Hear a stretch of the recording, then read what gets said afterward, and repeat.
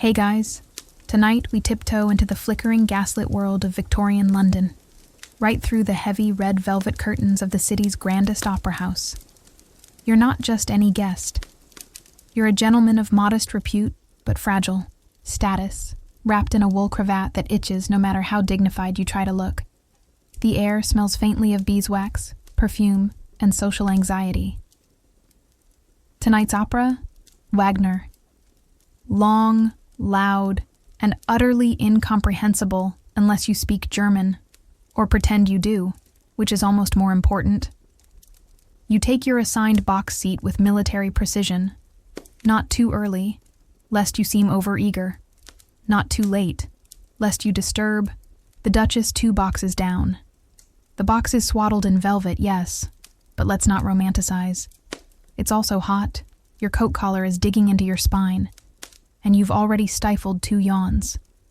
That's when the danger begins. Because here, in this glittering temple of high culture, you may do many things. Cross your legs at a daring angle, chuckle politely at a flubbed soprano note, even ogle someone's wife with a monocle. But fall asleep? No, you probably won't survive that. So before you get comfortable, take a moment to like the video and subscribe, but only if you genuinely enjoy what I do here. And as always, I'd love to know where you're listening from and what time it is where you are. Drop a comment below. Now, dim the lights, maybe turn on a fan for that soft background hum, and let's ease into tonight's journey together. Satari. Moment you settle into your velvet seat, the game begins. You are being watched, not by the performers, who, truthfully, are more concerned with hitting the high notes than policing your posture, but by everyone else. Eyes flicker from fan to fan, box to box, monocle to monocle. A twitch of your eyelid, noticed. A slackening jaw, archived in Lady Helmsworth's mental notebook. You see, the opera wasn't just a performance to attend, it was a performance to give. Attending the opera, especially in late Victorian London, meant stepping into a ritualized arena of performative wakefulness. It was less about Puccini and more about posture, less about Tchaikovsky and more about tact. In fact, historians still argue whether most gentlemen truly enjoyed the opera at all, or whether it was simply a societal battlefield masked in aria and chiffon. Your eyelids grow heavier. The baritone on stage is booming. The narrative? Something. About betrayal and swans. Doesn't matter. What matters is that you can feel your head tipping forward. And that, dear listener, is where fear creeps in. One nod too deep, and someone sees. Worse, hears. Your discreet little exhale could be interpreted as a snore, and suddenly, you're that man. The man who couldn't keep it together through Act 2. The man whose drowsiness becomes dinner party gossip by tomorrow evening. You'll be described with words like unwell or ungentlemanly, never directly insulted, no, but edged out of conversation with subtle cruelty. And no, you can't just skip the opera. Your absence would be noted. In 1891, for example, the Times reportedly printed the names of prominent gentlemen who failed to appear at a gala performance, couched, of course, as concern for their health. There was no winning. Either you attended and suffered, or you skipped and invited speculation about syphilis or bankruptcy. Or both. It doesn't help that the opera house itself conspires against you. The seating, while elegant, is not designed for actual comfort. The cushions are too firm, the armrests too short, and the acoustics bounce every little sigh around like a ghost with boundary issues. To keep awake, you shift in your seat, pinch the bridge of your nose, glance sideways at your neighbor's wig. He's definitely nodding off. A tiny head bob. But you can't be sure. Maybe he's just leaning into the music. You briefly fantasize about being that carefree, but you know better. Somewhere in the crowd, a social hawk, possibly a well-dressed widow with nothing better to do, is taking mental notes. You imagine her quill scratching into her leather-bound gossip diary. Lord M. observed snoring during second aria. Consider unsuitable for daughters. The irony is that the opera's structure practically encourages sleep. There are 3 acts, each long enough to age cheese between. Intermissions are filled with champagne, which, spoiler alert, doesn't help you stay alert. The lighting is dim, the plot convoluted, and your schedule exhausting. You probably spent the morning arguing with your tailor, the afternoon sitting through a dull meeting at the Reform Club, and now you're here, expected to stay chipper through a 3-hour lament about unrequited love and vengeance. Victorian medical manuals even debated whether such cultural overstimulation could lead to physical malaise. One 1887 pamphlet warned, "A gentleman subject to weak nerves should avoid prolonged periods in hot theaters, especially when digesting mutton." Yes, you read that correctly. You may have just been doomed by the lamb dinner. You lean back, slightly, letting the soprano's notes swell like a lullaby. Just a moment, just a blink. But no. Your neck jerks forward. You catch yourself. Did anyone see? You glance sideways. The Duchess is fanning herself with slow menace. She knows. She definitely knows, and now you're sweating. This, dear listener, is why Victorian gentlemen feared naps at the opera.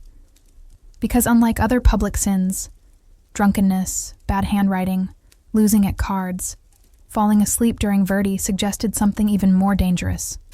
Boredom, disinterest, a lack of refinement. And that was social death. You shift again, in your narrow seat, feigning engagement with the performance below. A slight nod here, a murmured, "ah," timed with a dramatic chord. Well played. Because this isn't just opera. This is chess with velvet gloves. One wrong move and you're not only outmaneuvered socially, you're outclassed. Tonight's program features Die Meistersinger von Nürnberg, which clocks in at over 5 hours if performed in full. 5 hours. That's 2 naps, 3 digestive lapses, and at least 1 existential crisis. Your fellow patrons are armed for the evening. Lorgnettes gleam, fans flutter with coded messages, and one woman in a stiffly corseted gown has clearly prepared for silent war. The opera house itself is a labyrinth of opulence and discomfort. Let's be clear, it's beautiful. Gold leaf sparkles, chandeliers drip with crystals, and the heavy curtains hang like royal cloaks. But beneath the visual splendor lurks something more vicious, an atmosphere so thick with scrutiny, it makes high school cafeterias look forgiving. Social codes are so complex they might as well be written in Sanskrit. For example, you must not arrive before a certain time, nor after.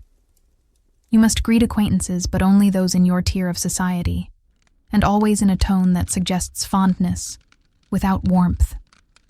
You must applaud with enthusiasm, but not like a peasant who's never heard music before, and for heaven's sake, never yawn with your mouth fully open. Even your clothing is a chess piece. That white cravat isn't just a neck accessory. It's a signal of your marital status, income bracket, and possibly your opinions on empire. Gloves? Required. But they must be the right shade of pearl, and they must never betray a smudge, unless you're sending a subtle signal to Lady Westhaven that you two are tired of societal expectations. Historians still argue whether glove wear in opera boxes served actual hygienic purposes, or was just a bourgeois obsession with status signaling. What you don't wear is just as important. Imagine showing up without a hat. A hat, you may as well have walked in barefoot, quoting Marx.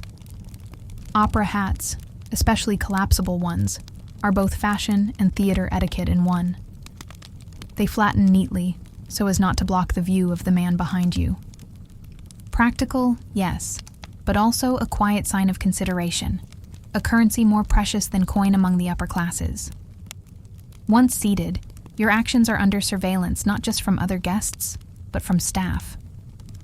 Opera box attendants move like well-trained cats, vanishing and reappearing with a bow and a silver tray. They remember everything. That time you arrived with a new companion, and introduced her as your cousin. Noted. That time you spilled a little brandy on the crimson upholstery. Also noted. These attendants might not speak of it directly, but believe me, their discretion is currency traded in whispers with other households. As the first aria builds to a dramatic crescendo, your eyes flit around the room. There's Lord Etheridge, known for his overuse of cologne and fondness for mezzos. And over there, in the opposite box, the Marquis of St. Ives, who once, rumor has it, clapped mid-recitative and caused a minor diplomatic incident with a Belgian envoy. Opera was also where unspoken courtships bloomed and died with the rise and fall of musical motifs. A glance held a second too long? Gossip fuel. A smile exchanged during an intermission. Practically a proposal. And so, if your eyes were closed, well, what messages were you missing? Or worse, what messages were being misread? There are stories, now the stuff of gentle memoirs, about ladies who never forgave a potential suitor for falling asleep during their favorite aria. Imagine being 22 in silk and diamonds and realizing your intended prefers unconsciousness to Verdi. Tragic. One anecdote tells of a young banker whose promising courtship collapsed the night he gently snored through La Traviata. He was last seen managing a tin mine in Wales. The irony, of course, is that few actually enjoyed the opera in its entirety. Oh, sure, they'd say they did. They'd recount the brilliance of a soprano's final note with the reverence of a religious convert. But if pressed, most couldn't summarize the plot. That's because the experience was about being seen enjoying it. The opera itself was a backdrop, a stage for your own performance as a refined, culturally literate citizen. This is where things get tricky for you. You lean forward slightly, pretending to be absorbed by the drama. The heroine is clutching a letter and singing to a man who may or may not be her long-lost cousin. It's unclear. But your real performance is in staying present. You uncross your legs to wake your circulation. Flex your fingers. Tap a gloved index finger against the brass edge of your opera glasses. If only Victorian operas had popcorn. Or intermission trivia. But no. Just hour after hour of melancholic eye contact between tragic nobles and a growing sense that no one here actually knows what's going on, including the conductor, if that missed cue was anything to go by. A woman near you adjusts her fan to signal either boredom, distress, or a complex flirtation strategy. You're not sure which. That's the problem with the opera. Everything means something, but no one agrees what. Your leg is starting to cramp, and you wonder, idly, rebelliously, if you could just rest your eyes for a minute. Just a breath, just until the end of this aria. But then you remember Sir Edmund Bletchley. Poor Edmund. 3 years ago, he nodded off during Lucia de Lammermoor, snored once, softly. But Lord Haverford heard, and Lady Darlington saw. The bee. Next morning, the satirical column Notes from the Velvet Front ran a scathing little poem about Sir Snooze-a-lot and the Moonlight Murder. Edmund's dinner invitations dried up like leftover Yorkshire pudding. He married late and poorly. Don't be Edmund. You sit straighter. Take a discreet sip from the tiny silver flask hidden in your inner pocket. Brandy, not water. Water's for amateurs. The warmth gives you a little jolt, just enough to power through the next recitative. One more act to go, and then you may rest. But not yet. Not until curtain call. Not until you've survived the velvet battlefield, with dignity intact. The second act begins, and with it comes a fresh wave of theatrical agony, both on stage and in your own lower back. The singers are now embroiled in a plot that involves mistaken identity, a disguised nobleman, and something called a love chalice.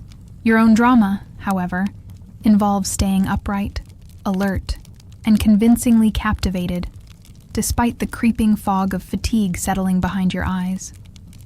You glance around and realize something terrifying. They're all still awake. Every box, Every row is filled with wide-eyed attendees locked in a bizarre social standoff. Some stare through opera glasses. Others fan themselves slowly, as if to say, "See? Still conscious. Still classy." You press your tongue to the roof of your mouth to ward off a yawn. It's a trick you read in a men's etiquette pamphlet once, wedged between tips on how to hold cutlery and how to exit a duel with grace. These pamphlets, dozens of them published across the 19th century, cautioned young gentlemen on the dangers of public lethargy. A drooping eyelid, one reads, is a curtain on ambition. Another warns that a man who cannot weather a Wagnerian evening shall find himself unmoored in finer company. It's not just social reputation at stake. Some believe your very health depends on staying awake. Victorian medical theories were nothing if not creative, and there were more than a few physicians who insisted that falling asleep mid-opera could disrupt humoral balance. One particularly imaginative pamphlet suggested that the vibrations of a bass area could jostle the sleeping brain, causing anything from melancholy to acute gout. Historians still argue whether these fears stemmed from actual medical theories, or were a clever way to reinforce elite endurance rituals. Either way, gentlemen were expected to withstand hours of theatrical torment with only minimal eye twitching. In polite company, to do otherwise was a declaration of weakness. And yet, you're weakening. The baritone's soliloquy rolls over you like waves of warm fog. You cross your legs again, uncross them, adjust your cufflinks for the fourth time. The opera box around you is warm, almost too warm, the gas lighting giving everything a cozy amber glow not unlike candlelight at bedtime. Unfortunately, this is bedtime for absolutely no one. Your thoughts drift for a moment. You remember stories of gentlemen bringing smelling salts, not for swooning women, but for themselves. A discreet sniff under the handkerchief, and voila, a chemically induced jolt to the senses. You're almost envious. All you've got is a boiled sweet in your coat pocket, and even that feels like cheating. And yet, despite the effort it takes to stay alert, despite the near ritualistic self-discipline required, the idea of someone genuinely enjoying the opera isn't far-fetched. A few true believers exist. The Marquis of Westborough, for instance, reportedly wept at every Puccini overture, and even commissioned a private box with velvet walls to contain the depth of emotion. Of course, he also owned 4 poodles, and once tried to marry an Italian soprano, so perhaps his opinion is specialized. Others go merely for the ambiance, the golden lighting, the sense of ceremony, the wafting perfume of social climbing and clove cigarettes. But you're just trying to survive. Ripple of motion distracts you. The lady 2 boxes over has collapsed into a gentle, swooning faint. It's graceful, practiced. Her escort fans her with controlled panic. She'll be fine, of course. Maybe even admired. Fainting is fashionable. It suggests delicate nerves, refined sensibilities. Sleep, on the other hand, is the enemy. Therein lies the absurdity. Fainting was chic, but napping was crass. The same closed eyes that could earn a woman's sympathy might brand a man as slovenly. Even if you slipped into a dream about ancient Troy, while the soprano wailed about betrayal, your descent into sleep would be interpreted not as passion, but disinterest. You might as well have shown up in corduroy. It didn't help that the press watched the opera houses with eagle eyes. Newspapers of the time often ran social columns detailing who attended, what they wore, and, if the writer was feeling mischievous, who appeared a touch unwell. That was code. A touch unwell meant someone fell asleep and possibly drooled.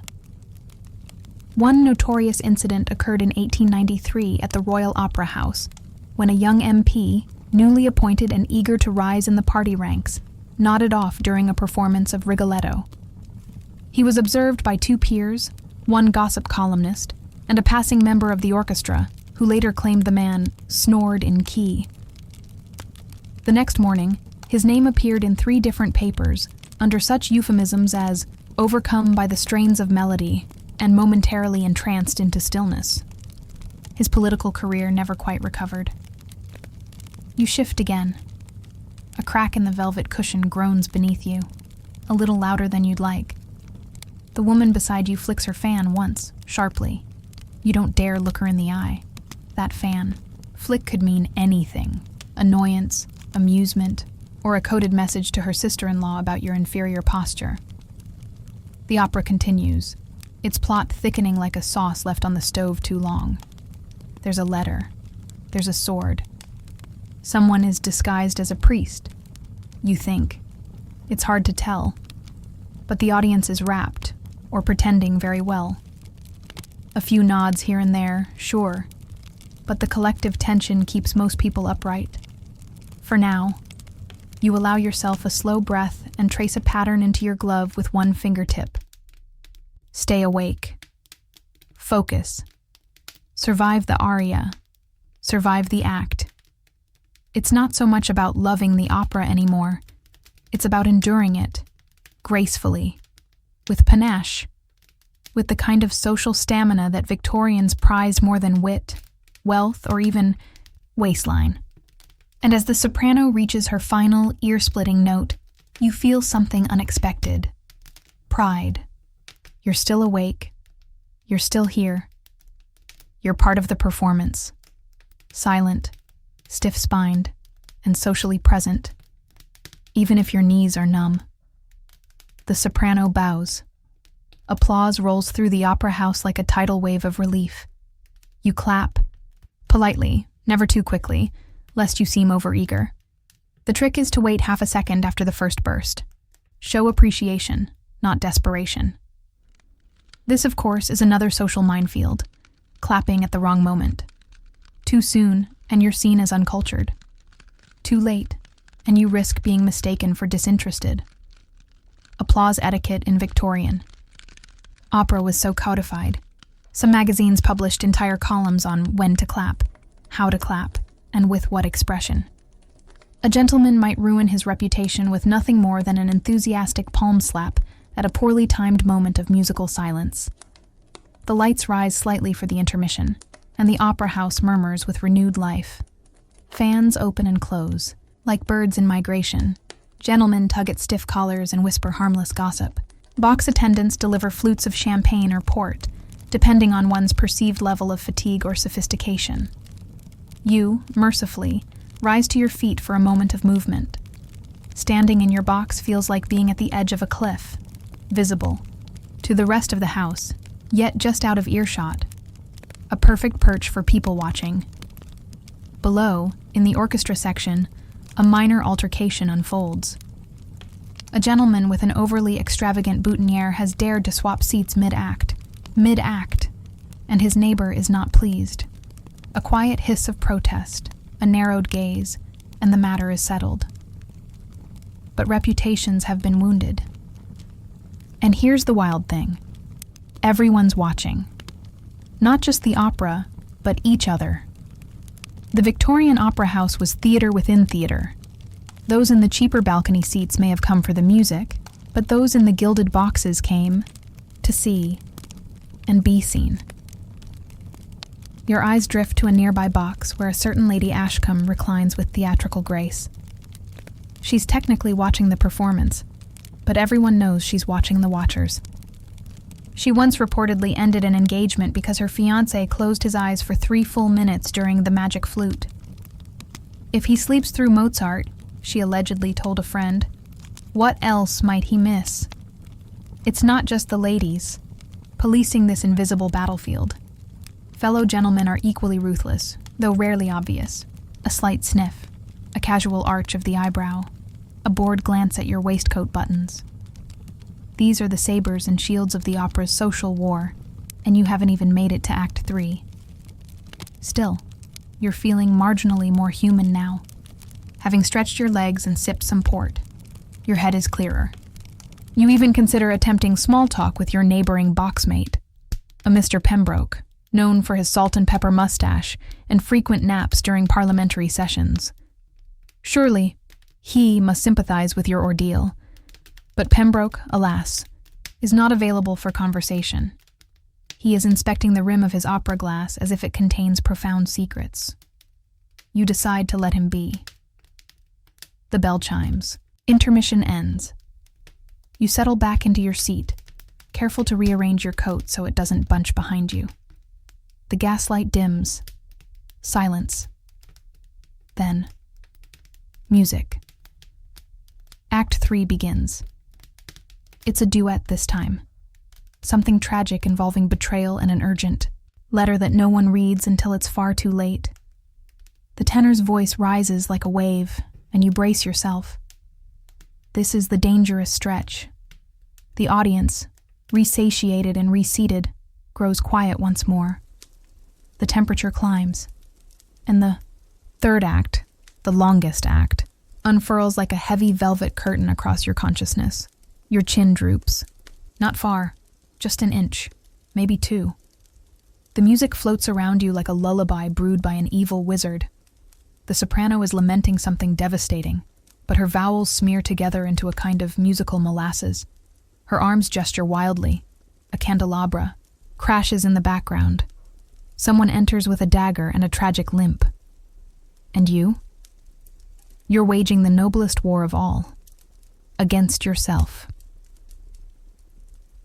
Now remember, this fear of sleeping in public is more than just personal embarrassment. It's institutional. In some circles, it was believed that the true gentleman must never appear unengaged. Whole clubs existed where a man's ability to remain upright and attentive was considered a mark of discipline.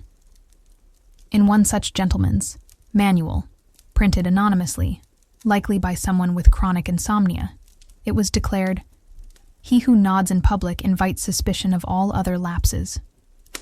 Even your ancestors are probably judging you. And yet, many attempted to cheat the system. One trick involved what was delicately known as the cloak lean. This involved draping one's outer garment just so across the box's side ledge, and then using it as a soft buffer to feign interest while subtly resting one's temple. Not a full sleep, never that, but a resting wakefulness. Another strategy, the opera glass perch. You simply held your glasses to your eyes without actually watching, and allowed your lids to lower inside the frame. Risky, bold, but if timed right, you could catch 3 minutes of blissful oblivion before pretending to adjust the focus. There are even stories, gossipy and unverified, but delicious, of gentlemen bribing box attendants for tiny doses of wakening salts, a mixture of menthol and mystery herbs designed to jolt the senses. The legality of such concoctions was questionable. The efficacy? Dubious. But the desperation was real, and still, your eyes flutter.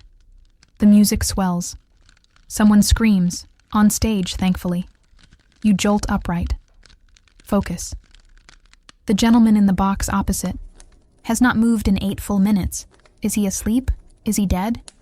It's unclear. You hope someone else notices. That way, should the whisper campaign begin, it won't be aimed at you.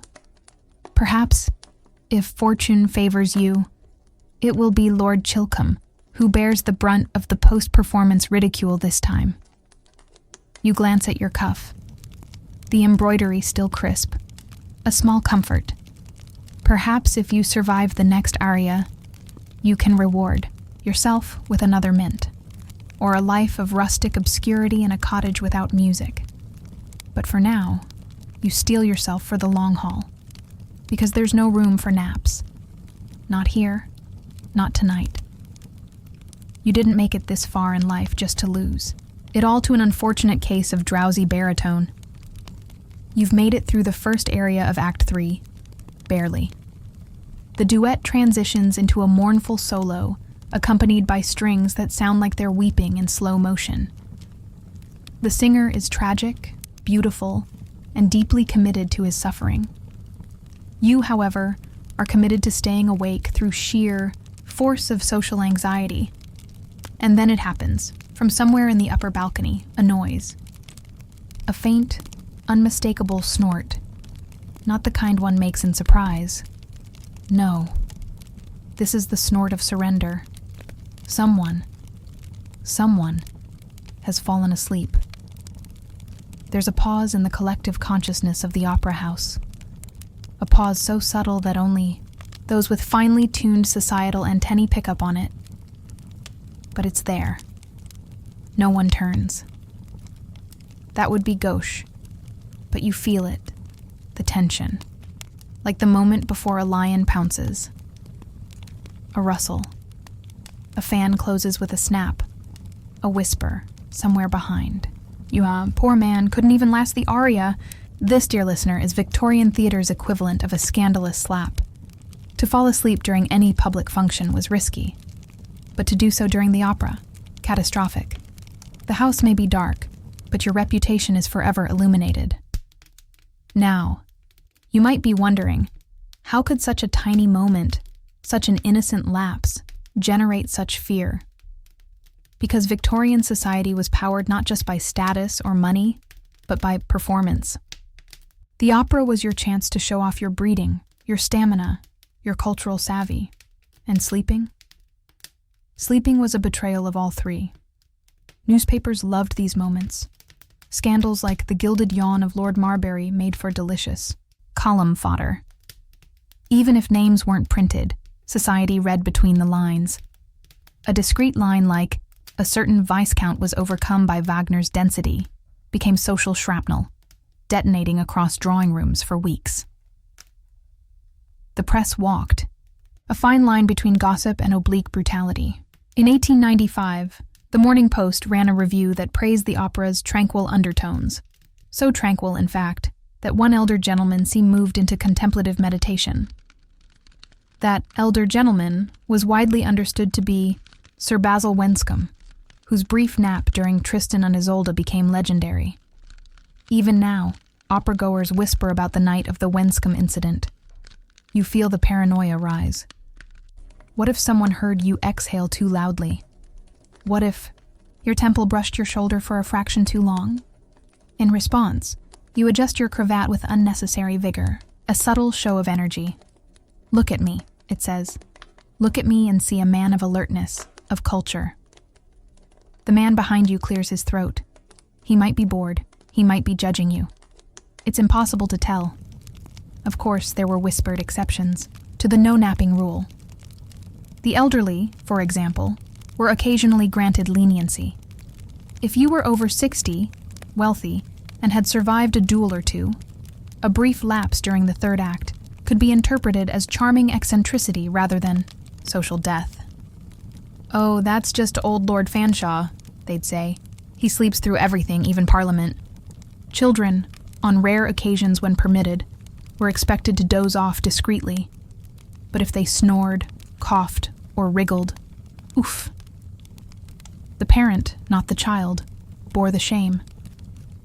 Several etiquette books from the era warned, to bring a restless youth to the opera is to invite disgrace and guarantee exclusion from more refined assemblies. But for the average man, like you, there was no safety net. One mistake, one ill-timed blink, and the fallout could be eternal. And so, you adopt the cheek lean. Tilt your face ever so slightly toward your gloved hand, resting your cheek against a well-tensioned wrist. Not to sleep, heavens no, but to listen deeply. It's a risky maneuver, but if executed with grace, it can pass as rapture. You glance across the room and spot a familiar face, Mr. Radley, a banker with ambitions far grander than his intelligence. He's attempting the opera glass feint, holding the lenses up without peering through. A classic move. And yet, his eyes are closed, just a sliver. You're almost certain, but you won't report him. No, you understand the struggle. Meanwhile, the opera continues its relentless march. The tenor is now an emotional freefall, lamenting a betrayal so dramatic it involves a poisoned ring, a vow of eternal sorrow, and possibly a dog. Hard to follow, but no one cares. The music swells. The soprano rejoins him for one final harmony. It's beautiful, haunting, the kind of sound that stirs the soul. And yet, a yawn bubbles up inside you like a rebellious ghost. You stifle it with Herculean effort, pretending to sigh at the music instead. Now, imagine the horror of being caught mid-yawn by a caricature artist. Yes, those existed. A handful of artists were often planted in the house, some unofficial, others commissioned, to sketch the highlights of the evening. Most captured, the performers. But once in a while, they turn their eyes to the crowd. There's a tale, probably exaggerated, but irresistible, about one artist who immortalized a prominent shipping magnate mid-snore, his head lolled back, jaw ajar like a puppet in sleep mode. The sketch circulated privately for years, a secret, trophy passed among society's more mischievous matrons. Some say it even inspired a satirical print sold under the name Lord Listless and the Fainting Note. You wisely keep your mouth shut and your spine upright. There's no intermission. Now, no respite. Just the slow climb toward the final curtain. The last act looms, and so does the final test of your endurance. This, you realize, is no longer about music. It's about willpower, about discipline, about proving that you, unlike Lord Winscombe, will not be a footnote in tomorrow's column. You take a discreet sip from your flask, just enough for courage. Adjust your gloves, straighten your posture. The aria ends.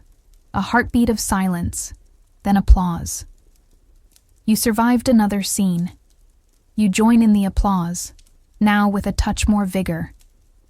Not too much. Heaven forbid you seem enthusiastic, but enough to demonstrate full consciousness and tasteful approval. Your palms meet in that refined, measured rhythm expected of a man who both recognizes vocal excellence and understands that too much energy suggests either alcohol or social desperation. As the curtain briefly drops for a scene change, your eyes wander once again to the peculiar little details of the opera house. The audience's movements, though minor, are fascinating. A symphony of subtle adjustments. Gloves refitted, fans recalibrated, expressions softened just enough to maintain public composure. And then there's the smell. Oh yes. The Victorian Opera House was not just an arena of sound and vision. It was a veritable buffet of aroma. You're inhaling a delicate melange of perfume, cigar smoke, brass polish, wool, and something faintly medical. Not unpleasant exactly, but certainly not conducive to clarity or alertness. You suspect someone nearby has liberally applied bergamot cologne, possibly to cover the scent of nervous perspiration. It is, at best, semi-successful. It's here that you begin to appreciate just how tactile and bodily the Victorian opera experience was. The tightly packed boxes, the densely layered costumes, the ceaseless waft of musty velvet. It's enough to make anyone yearn for a fainting couch and an iced towel. And remember, this is before air conditioning. The only breeze you're getting comes from your neighbor's fan, which is pointed suspiciously toward herself with zero regard for your suffering. Now imagine, it's August.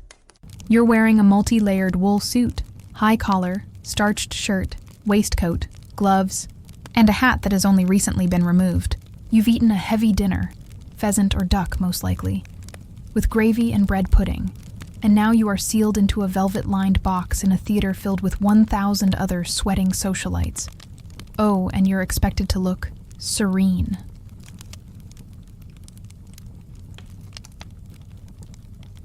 Victorian, gentlemen prided themselves on their emotional and physical composure. The ability to suffer silently in the name of etiquette was a masculine virtue, which meant that no matter how many beads of sweat dripped down your spine, no matter how loudly your shoes pinched, or your corset-braced companion exhaled tragically beside you, you said nothing. This brings us to a curious side note, the practice of bringing pocket handkerchiefs soaked in lavender or rose water. These were not merely for dabbing foreheads, though they served that function admirably, but also as olfactory shields. A discreet sniff of rose-scented linen could transport you briefly from the opera box to an imagined English garden free of arias and social tension. a micro-vacation of the senses. And yet, despite all this olfactory warfare, there was a hierarchy of smell. Expensive perfumes, floral, citrusy, or even musky, were tolerated or even admired. But anything too earthy, too real, say the actual scent of a person who had walked 3 blocks uphill, was cause for scandal.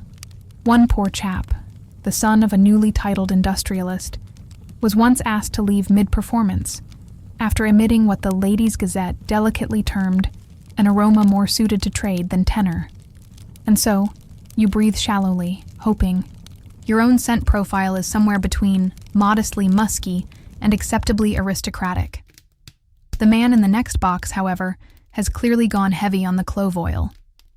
Historians still argue whether the Victorian obsession with masking bodily odor came more from genuine hygiene concerns or the social obsession with appearing literally above the scent of labor. Your neighbor's wife, meanwhile, is cooling herself with a lace fan so intricate it could double as a butterfly net. Every flick seems a judgment.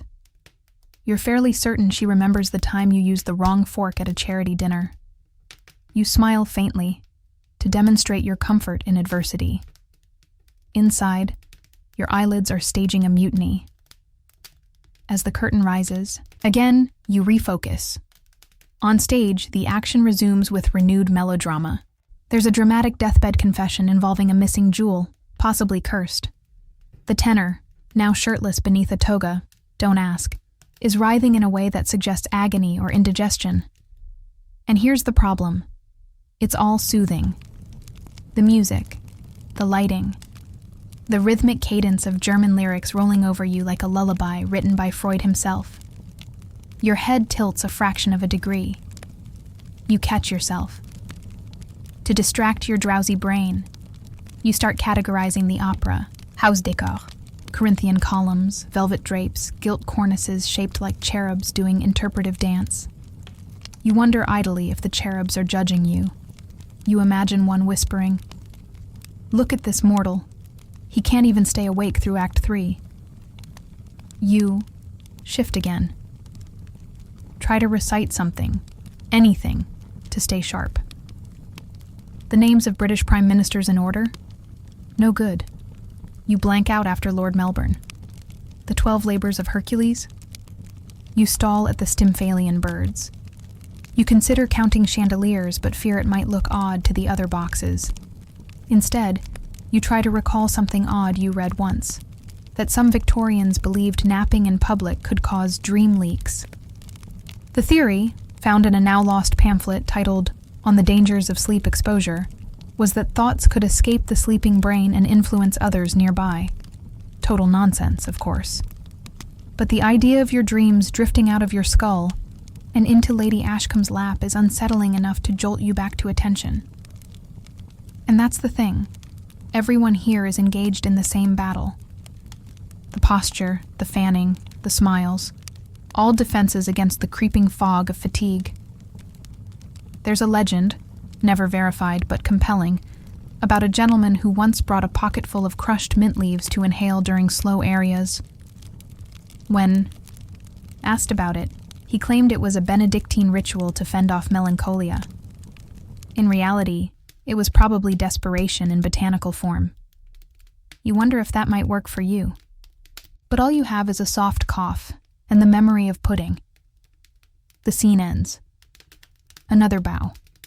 Another round of applause. You clap, because not clapping is worse than clapping too hard. Another minute survived. You're not just watching an opera anymore. You're surviving a gauntlet of velvet discomfort, olfactory ambushes, and social surveillance, all without closing your eyes. A true gentleman's war. As the curtain briefly closes again for a set change, the opera house hums with subdued conversation. Polite, whispered exchanges, a few gloved hands gesturing, fans fluttering in slow rhythm. You take this moment to stretch your fingers inside your gloves, an absurdly minor rebellion, but it feels delicious. You're still upright, still aware, barely. This, you tell yourself, is how it feels to win. But victory is short-lived, because Now the lights dim once more, and the music begins its slow, siren-like ascent. The next act is heavy on duets, light on action, also known as prime nap territory. You sense it in the atmosphere, a subtle sagging of posture among your fellow attendees. Everyone is trying to mask their descent into torpor behind elegant stillness, and then you remember. The opera box is not a private chamber. It is an aquarium tank. Transparent, vulnerable, and full of spectators, not just beside you, but across and above, observing like opera-going ornithologists. And the most thrilling bird to spot? A dozing gentleman. Which brings us to the deeply awkward intersection of flirtation and fatigue. Victorian opera boxes weren't just for viewing performances. They were also for social choreography. Gentlemen and ladies maneuvered through an intricate ballet of eye contact, gestures, and fan language. That flutter near her left cheek, intrigued. That slow draw of her fan across her lap, dangerously bored. You, struggling to suppress a yawn, are now at risk of miscommunicating anything from aloof rejection to scandalous proposition. There are rumors, many of them embroidered by gossip, that a single blink at the wrong moment led to marriage proposals, duels, or sudden departures from the city. One frequently whispered tale tells of a naval officer who nodded off during a love duet and woke to find himself accidentally engaged to the daughter of a viscount. She had mistaken his drooping eyelids for bashful affection. The engagement was announced in the Illustrated London News before he had time to object. Historians still argue whether these courtship myths were based in actual social events or simply romantic exaggerations of a bored aristocracy looking for drama wherever it could be manufactured. Regardless, you are now painfully aware that any sign of sleep could be misinterpreted. Worse, it could interrupt a courtship not your own. Imagine a neighboring couple sharing a brief electric moment across boxes, only to have it shattered by your involuntary snore. It would be considered not merely impolite, but practically sabotage. So, you do what you must, the double shift posture. Lean forward slightly, then back again. Rotate your ankles, breathe deeply and discreetly. This is not relaxation. It's posture maintenance under surveillance. And yet, amid all this social pressure, you begin to wonder, why go to such lengths? Why attend an event so taxing, so absurdly rigid?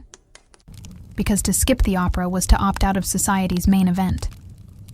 In many cases, the opera house functioned as a kind of elegant meat market. Not only were alliances formed and marriages weighed here, but so were business deals, political whispers, and silent declarations of ascendancy. To not attend was to disappear. Worse, to appear asleep was to imply you didn't value the art, the people, or the culture it represented. There were, however, a select few who rebelled. The darlings of bohemian circles, the scandalous poets, and even some nouveau riche industrialists. They scoffed at the pomp and embraced opera naps as a form of protest. One such man, Augustus Greenwald, a coal magnate's son, once declared his drowsiness at the opera to be an act of resistance against performative sophistication. He fell asleep publicly at every opera for 3 years. Some found it bold. Most found it unbearable. He eventually married a Hungarian violinist who appreciated his honesty. They moved to the countryside and never attended another opera again. You, however, are no Augustus. You are a man of society, of delicate balance, of velvet and vigilance. So you remain upright. Barely. At one point, you catch yourself staring, not at the stage, but at the embroidered pattern on the opposite box curtain. It looks vaguely like a hedgehog, or possibly Queen Victoria. It's hard to say. Your mind drifts. You imagine a version of the opera in which the characters all ride horses made of soup. It's a strange dreamlet, brief, nonsensical, and it scares you, because you realize you did doze, just for a second. A blink longer than it should have been. Panic sets in. You casually adjust your waistcoat. Look around. Did anyone see? A gentleman across the house raises a glass to his lips. A lady repositions her shawl. No judgment, no whispers. Perhaps you're safe.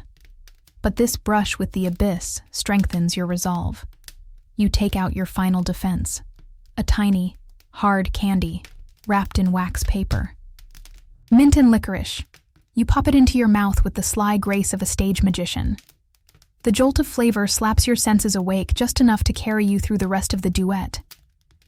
On stage, the lovers have reached a crescendo of emotion. The tenor collapses into a chair. The soprano reaches toward the heavens. Someone in the back of the stage falls down, possibly dead, or possibly stunned by the music. You applaud when everyone else does. You follow their cues like a well-trained understudy in the theater of polite society. And somehow, impossibly, you are still awake. Still a gentleman. Still in the game. The applause fades, and the music softens into a transitional interlude. One of those scenic moments where a solo violin carries the emotion, while stagehands discreetly haul entire pieces of set around behind a painted scrim. To the trained eye, it's a logistical miracle. To your bleary gaze, it's a lullaby in disguise. This is when it usually happens. This is when the headlines are made. You sense it before you see it. A subtle disturbance in the stillness. A gentle nudge of the crowd's attention in a new direction. And there it is. A man. Mid-40s, silver hair, impeccable waistcoat, has nodded off. Not just a blink. Not just a momentary drift. His chin rests squarely on his chest. Arms limp at his sides. He is, by all appearances, fully lost to the land of dreams. Your heart skips a beat. He's across the house from you. 2 boxes to the left and 1 tier down. But distance won't protect him. Already, 3 different lorgnettes have swiveled in his direction. One woman raises her fan, whispering something into her companion's ear. The companion smiles thinly and fans herself once, slowly. A fan flick of doom. This man, dear listener, has committed the nap that made the papers. By tomorrow, he'll be a certain gentleman of artistic disposition, or perhaps an unfortunate guest whose exhaustion proved stronger than Verdi. His name may not be printed, but everyone will know, and if he's particularly unlucky, he may even be the subject of a charcoal sketch, one of those cruelly detailed illustrations that pop up in social columns, lampooning not just the opera's plot, but its patrons. One particularly infamous caricature from 1888 featured an entire row of slumped gentlemen, heads back, mouths open, as the soprano soared heroically in the foreground. The caption read, "The Sleeping Tenors of Society." It hung in several tailors' shops for years. You wonder, briefly, if the current sleeper will meet the same fate. And yet, here's the real scandal. He doesn't seem to care. His nap is unapologetic, unhidden. No attempt to disguise it as meditative rapture. He is simply sleeping, in public, at the Opera Bold. You can't help but admire him, in the way one secretly admires a man who walks barefoot through a snowstorm or eats sardines in church. It's wrong, but it's honest. Still, admiration aside, you vow not to be next. You look down at your gloves, flex your fingers, adjust your cravat again, purely for the sake of movement. The music continues its gentle spiral upward. The soprano's voice returns, softer now. She sings of lost love, or perhaps a stolen necklace. Possibly a metaphor. It's hard to tell. Either way, it's dangerously soothing. The man continues to sleep. You imagine the column already forming in the mind of a social reporter. Last. Night, among the chandeliers and silks of Covent Garden, a rare sight. An unconscious gentleman, draped in brocade and snore, reminding us all of the thin line between reverence and rebellion. It's the thin line you're treading now. You shift in your seat once more, careful not to disturb the quiet dignity of your performance. Because that's what this is, a performance within a performance. On stage, the opera; in the boxes, the unspoken ballet of posture and presence. Let's not forget, this fear of public sleep extended beyond the opera house. Victorian etiquette manuals brimmed with warnings against slumberous vulgarity. A gentleman might be forgiven for political ignorance or poor penmanship, but not for sleeping during a cultural institution. And yet, many tried. A particularly daring soul once smuggled a foldable travel pillow into his opera coat. He was discovered only when it inflated with an unfortunate hiss during a particularly quiet aria. He was ejected not for the nap itself, but for disturbing the sanctity of Act 2. Historians still debate whether the greater offense was the noise or the novelty. Back on stage, the action resumes. There's a dramatic reveal. A long-lost relative, perhaps, a brother or secret twin, enters stage left. The tenor gasps. The orchestra surges. The audience leans forward, collectively re-engaged. Even the sleeper stirs. A miracle. No. His eyes flutter, but he does not wake. He merely sighs. Loudly. A ripple passes through the nearby boxes. A slight tensing of shoulders. A cough, deliberately louder than it needs to be. Someone adjusts their opera glass with unnecessary force. It is, by unspoken consensus, too much. You brace for consequences. And sure enough, a box attendant appears. Not quickly, not with urgency, but with the deliberate, gliding grace of a man performing a sacred duty. He bows at the edge of the sleeper's box, leans forward slightly, and murmurs something only the gentleman can hear. The sleeper stirs again, opens one eye, sees the attendant, nods once, straightens his coat. The opera continues. But something has changed. Now you see, everyone else is just a little more alert, a little more rigid. The warning has been issued, the price of sleep displayed. It is, in a way, comforting. You are no longer alone in your silent battle. A shared fear unites the room.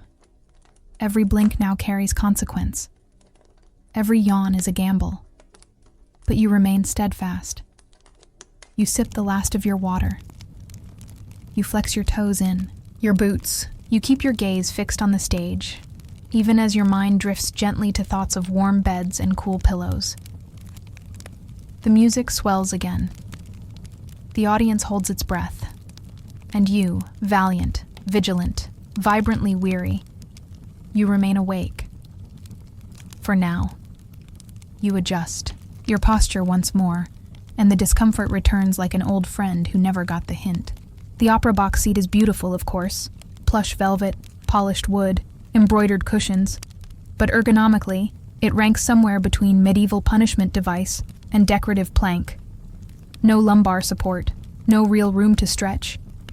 Just the faint, judgmental scent of mothballs and legacy. You are sweating. Not from exertion, mind you. Merely from the act of existing in formal wear beneath gaslight. And then you remember, you're not alone in this particular ring of velvet-clad purgatory. All around you, other gentlemen are suffering silently in stiff collars and too tight boots.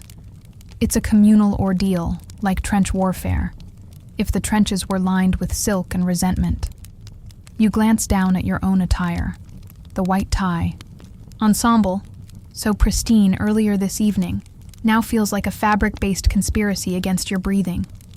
Your waistcoat seems tighter, your shirt starched into semi-concrete. Every movement releases a faint creak or a suppressed sigh, and yet the rules say you must look unbothered. In fact, Victorian opera etiquette demanded not just presence, but performance. It wasn't enough to be there. You had to look like you belonged. Every inch of your appearance needed to say, yes, I am a man who understands both the political subtext of La Bohème and the precise angle at which to drape a cape. Your cape, by the way, is currently folded behind you like a very expensive towel. If you were truly daring, you might use it as a pillow. But that would be unforgivably gauche. The gentleman who once attempted such a maneuver was reportedly disinvited from the entire spring season and forced to winter in Bath out of shame. As you shift again, your top hat, resting on the floor beside your shoes, gives a gentle wobble. You immediately steady it with your boot, lest someone think you've forgotten how to maintain hat equilibrium. A serious faux pas. The kind that doesn't get you publicly scolded but quietly erased from guest lists. And then it hits you. Your ankles are asleep. Not metaphorically. Fully, numb as a sack of potatoes asleep. You try to discreetly shift them. A subtle flex. A twist of the heel. Nothing. You begin to imagine life as a man permanently anchored to his opera seat.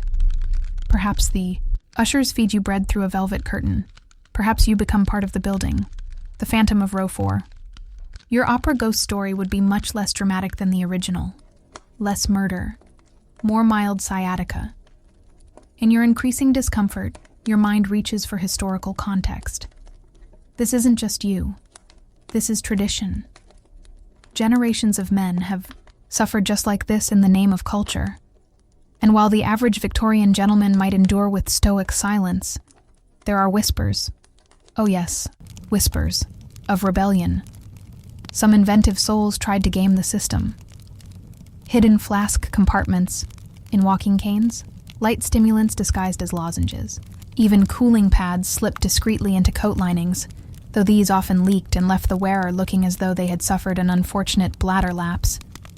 There's a story, possibly apocryphal, about a baronet who commissioned a ventilated opera chair, complete with a hidden fan mechanism powered by his foot. The chair was a marvel. It was also incredibly loud. The whirring drowned out 2 arias, and he was quietly escorted out before intermission. Historians still argue whether the invention was ahead of its time, or simply the fever dream of a man too wealthy to be told no. Meanwhile, on stage, the drama intensifies.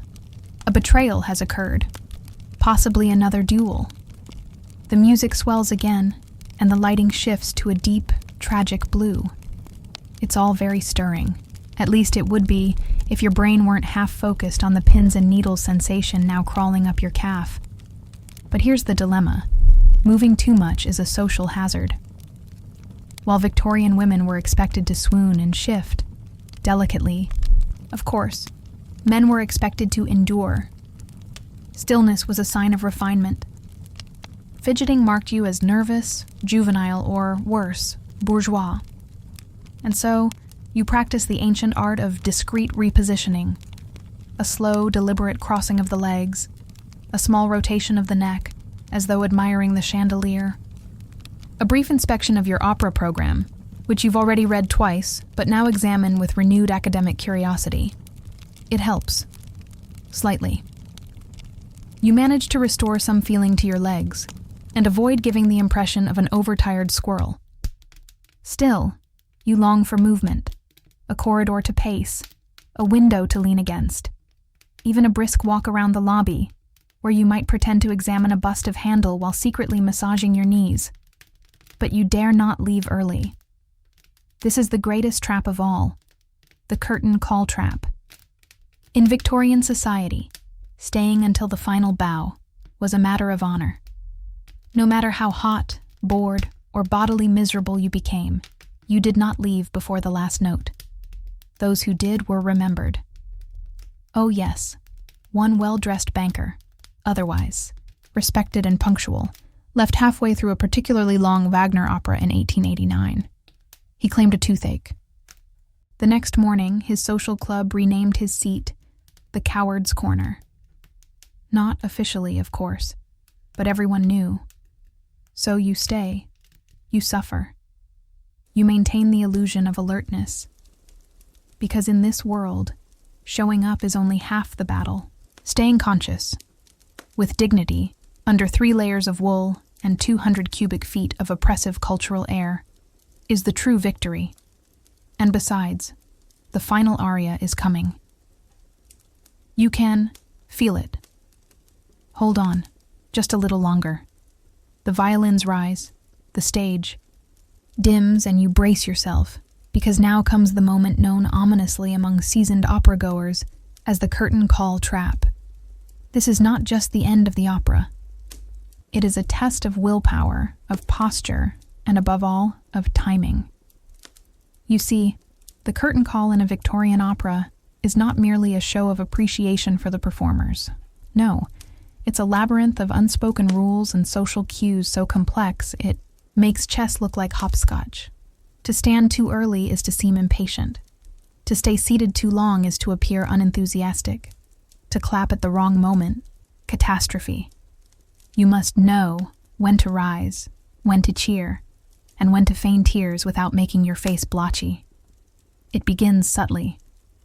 A tenor returns to the stage, bowing with just the right mixture of humility and smugness. A scattering of applause. You join in, gently, rhythmically. Not like a farmer at the music hall, but like a man moved, deeply, yet still aware of his glove seams. Then comes the soprano. She bows with grandeur. She flourishes a handkerchief. Someone tosses flowers from the front row. You pretend this is perfectly normal and not, in fact, the spontaneous botanical explosion it appears to be.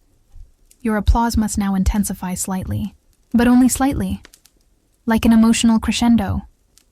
Anything more, and you'll look as though you've never seen an opera before. Or worse, as though you've enjoyed it too much. Victorian etiquette, especially in the arts, favored emotional restraint. A gentleman could appreciate, even admire. But to gush, to cheer too loudly, that was for the colonies. And now it happens. The person beside you begins to stand. You panic. Is it time? You glance sideways. Across the way, Lord Cranford remains, seated. But Lady Ellingsworth, 3 boxes up, is rising. You're caught between two social forces of equal, terrifying gravity. Stand now and you risk looking over-eager. Remain seated and you might miss the crucial beat when everyone else rises, leaving you as the last lump of velvet-wrapped apathy. You split the difference. A halfway lean upward, knees flexed, hands mid-applause, ready to launch or retreat. This, dear listener, is what separates the socially secure from the socially savvy. Eventually, the house reaches critical mass. The first wave of attendees rises with regal poise. You rise with them, not too fast, not too slow, like seaweed in a cultured tide. You smile faintly, clap politely. Allow a look of contemplative admiration to cross your features, eyes squinted, slightly, lips pursed, as if reflecting on the moral complexity of Act 2, which, let's face it, involved a lot of brooding and dramatic pointing. The final bows proceed. You note, with satisfaction, that the man who nodded off earlier is now clapping with the forced enthusiasm of someone desperately trying to rewrite the last 2 hours of his life. His collar is slightly askew. His partner is clapping too, but only with her fingertips, and her jaw is set in a way that suggests this is not the first time he's disgraced himself in public. You try not to gloat, and then comes the final moment. The conductor. Victorian conductors, especially those who styled themselves after Wagner or Berlioz, were theatrical beings. Hair tousled, hands kissed by the divine, they took their bows with priestly solemnity. The audience accordingly responded, with reverent applause, a polite thundering, restrained only by gloves and cultural repression. You clap. You incline your head, you breathe deeply. You have survived. But wait. There's one last test. Do you leave now? The curtain has fallen. The bows are complete. Surely it's time to exit gracefully. No. This is the trap. Leaving too early, especially in the first minute post-curtain, is viewed as uncouth. Worse, dismissive. It implies you were bored, unimpressed, possibly there under duress. Rumors have begun on less. Instead, you must linger, adjust your gloves, nod to acquaintances.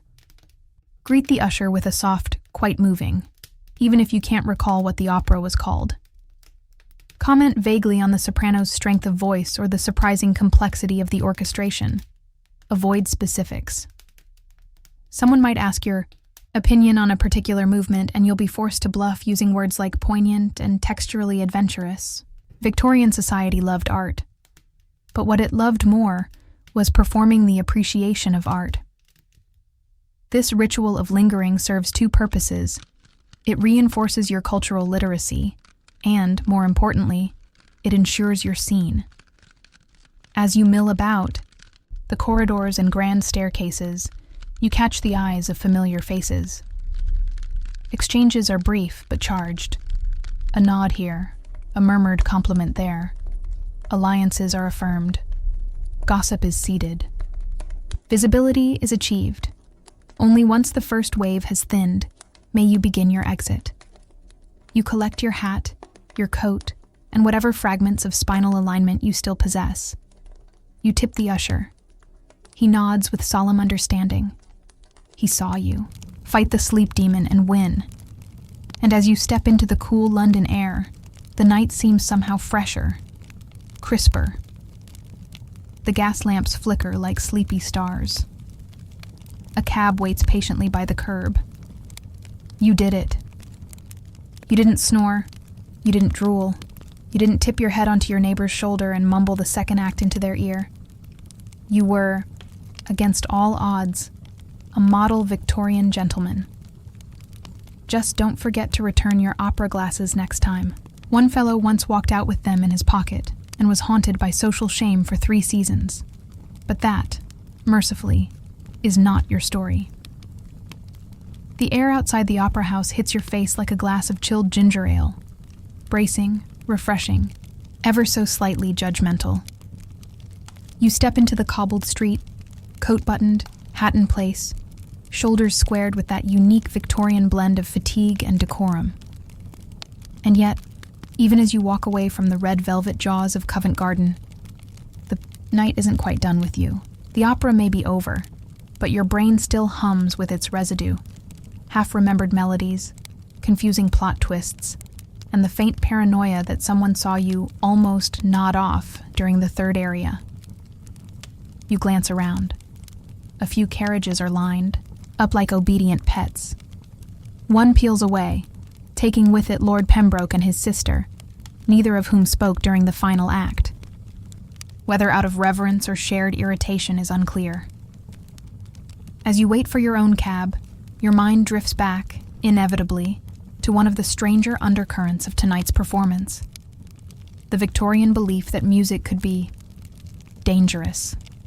Yes, truly, you might think opera was just a cultural flex or a really long excuse to wear gloves indoors. But in the 19th century, many people, scientists included, believed that music, particularly the wrong kind of music, could unhinge the mind. This wasn't just fringe talk from back-alley mystics. Medical journals of the time include serious discussions of musical overstimulation and something called opera fever. According to one particularly dramatic doctor writing in The Lancet, exposure to prolonged vocal crescendos could disrupt the moral compass, incite hysteria, or produce episodes of sympathetic fainting. Sympathetic fainting, a diagnosis that conveniently explains both swoons and social exits. Historians still argue whether these diagnoses reflected genuine medical theories or were simply moral panics dressed in Latin. Either way, Victorian society seemed to believe music had teeth. In fact, there was even a debate among scholars about the female constitution and its sensitivity to sonic vibration. Some warned that certain notes could overstimulate a lady's nervous system, resulting in everything from weeping to spontaneous fainting to what one clergyman called melodic disorientation. You recall the lady in the box across from yours, the one who gracefully collapsed into her chaise lounge during Act 2. Was she genuinely moved by tragedy, Or was she, as one might put it, vibrationally compromised? Either way, it worked. She was revived with lavender salts and admiration. Meanwhile, gentlemen, though supposedly immune to such delicate spirals, weren't entirely safe. One well-documented case involved a baronet who attended 4 consecutive performances of Il Trovatore, and then took to his bed for a week, convinced he was being hunted by sopranos. His doctor prescribed him a mixture of valerian root and Pride and Prejudice. No one quite knew if the baronet recovered, but he was never seen in an opera box again. There's also the curious tale of Lord Redgrave, who claimed the haunting. Harmonies of Don Giovanni gave him unsolicited prophetic visions about imperial tax policy. He lobbied for a ban on minor keys during government season. His petition was denied. You can't help but smile at the absurdity. And yet, wasn't there something hypnotic about those final chords? Something that stirred a kind of melancholy in your ribs? Even now, standing here in the night air, the melody loops in your mind like a whisper from a particularly dramatic ghost. Victorian newspapers sometimes fed these anxieties. They'd run headlines like, "Musical Madness Claims," another, "Dulcet Terrors in Drury Lane," or "Baritone Fever, Symptoms and Society Impacts." Often tongue-in-cheek, but the message was clear. Opera wasn't just entertainment. It was a force, a danger, a possible pathway to delirium. Some theaters even had so-called swoon seats, extra cushioned chairs placed near exits for patrons who might be overcome. The idea of an opera being so powerful that it required medical infrastructure may sound silly today, but in the 19th century, it was practically expected. You lean back against the cab door, waiting, and then your driver, a man with a mustache like an ambitious squirrel, asks how the performance was. Emotionally destabilizing. You reply, he nods solemnly. "Wagner'll do that." The ride home is quiet. You stare out the window, the streets a blur of lamplight and drizzle. But your mind is still caught somewhere between fact and farce. Between the idea that music could cure you, or break you, even. Now, you imagine your fellow patrons navigating the same paradox.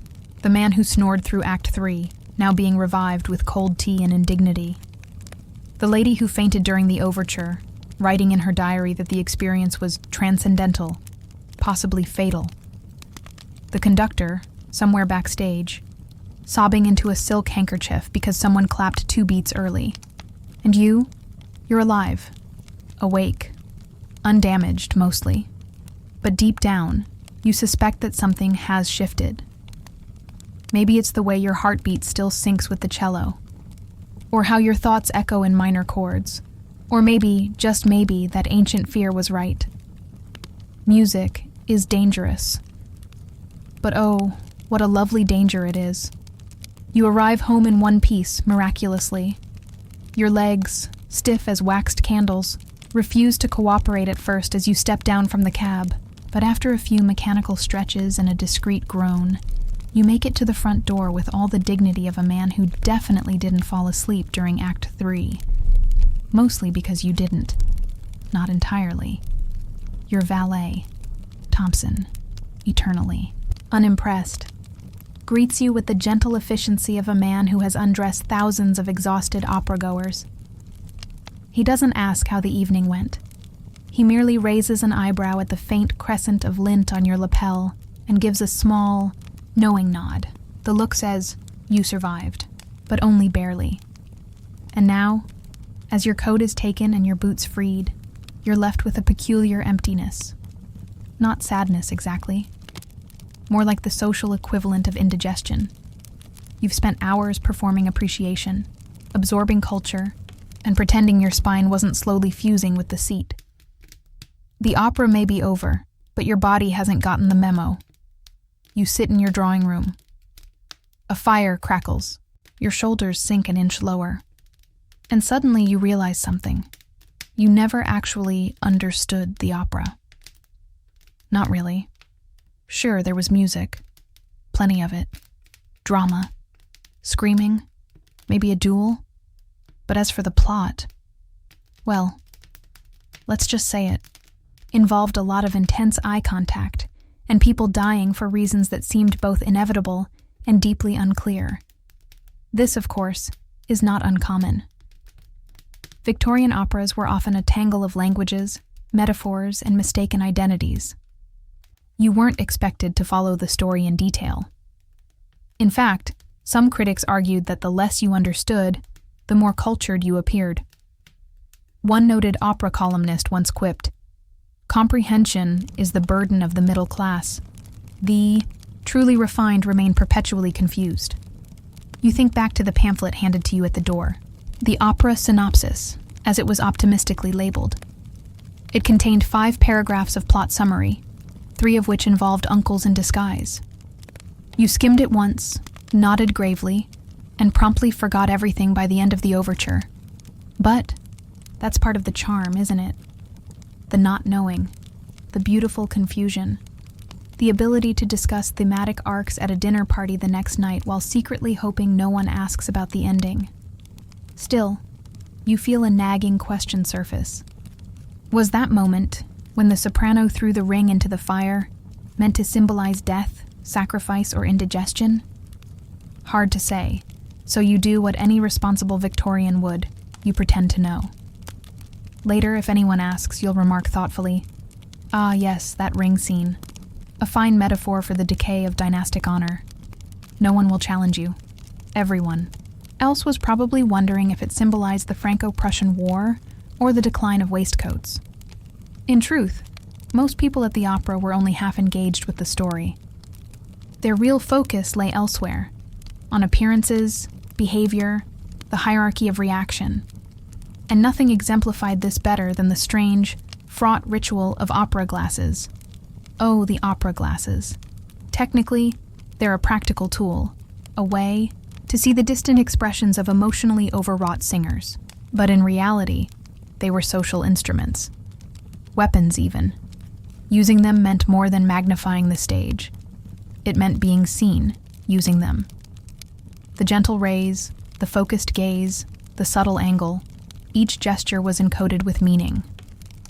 Was your glass aimed at the prima donna or at Lady Pennington's diamond tiara 3 boxes over? Historians still argue whether opera glasses were more commonly used to view the performance or to track who else was present. There are even recorded anecdotes of gentlemen using their glasses to make silent commentary. A slight shake of the head while peering through them, disapproval, a raised eyebrow while focusing on a fellow box occupant, mild scandal. One daring lady once trained her glasses on an absent peer's empty seat for a full minute, prompting whispers that the absent party had taken ill with something discreetly inconvenient. As for you, you used your glasses with the caution of a man handling a loaded pistol, mostly stageward, occasionally toward the chandelier when your neck needed realignment. Still you wonder, who might have watched you? Which monocled social hawk tracked your every posture shift? Did someone note the moment you blinked too long during the cello solo? It's unsettling, but also a little thrilling. After all, the opera wasn't just about music. It was about memory, social memory, reputational calculus. And tonight, you navigated it. You may not recall the plot. You may not fully understand the duet involving the magic dagger and the mysterious shepherdess. But you survived. You remained conscious, upright, dignified, and for that, you deserve a biscuit. Possibly 2. You ring the bell. Thompson reappears, wordlessly placing a plate of shortbread and a cup of something herbal by your side. He doesn't speak, but he does glance at your posture, slumped now in the way only true social survivors slump, and says softly, "Successful evening, sir?" You nod. You almost say something about the ring and dynastic symbolism, but instead, you just murmur, "Quite moving." He nods again and retreats, and you, weary, proud, and only slightly confused by Wagner, finally allow yourself a yawn, not of boredom, of relief. You wake the next morning to the muffled toll of a distant bell and the smell of burnt toast, or at least what the cook insists is toast, Your head is strangely light. Your calves feel like they've been holding polite applause for 8 straight hours, but most of all, your mind is still curiously operatic. That cello solo? It's still playing somewhere in your frontal lobe. You hum it absently while brushing your teeth with the focus of a man both enlightened and haunted. And as you descend to breakfast, something odd happens. You realize you don't remember when exactly the opera ended. It was late, certainly. But the final aria, the one about eternal sorrow, or maybe fishmongers, has blurred into a swirl of high notes and tulle. You can't quite place the final bow or the last flicker of the conductor's baton. You remember your gloves, though, and the feeling of immense, bone-deep relief as you stepped out into the night. You sit down at the breakfast table.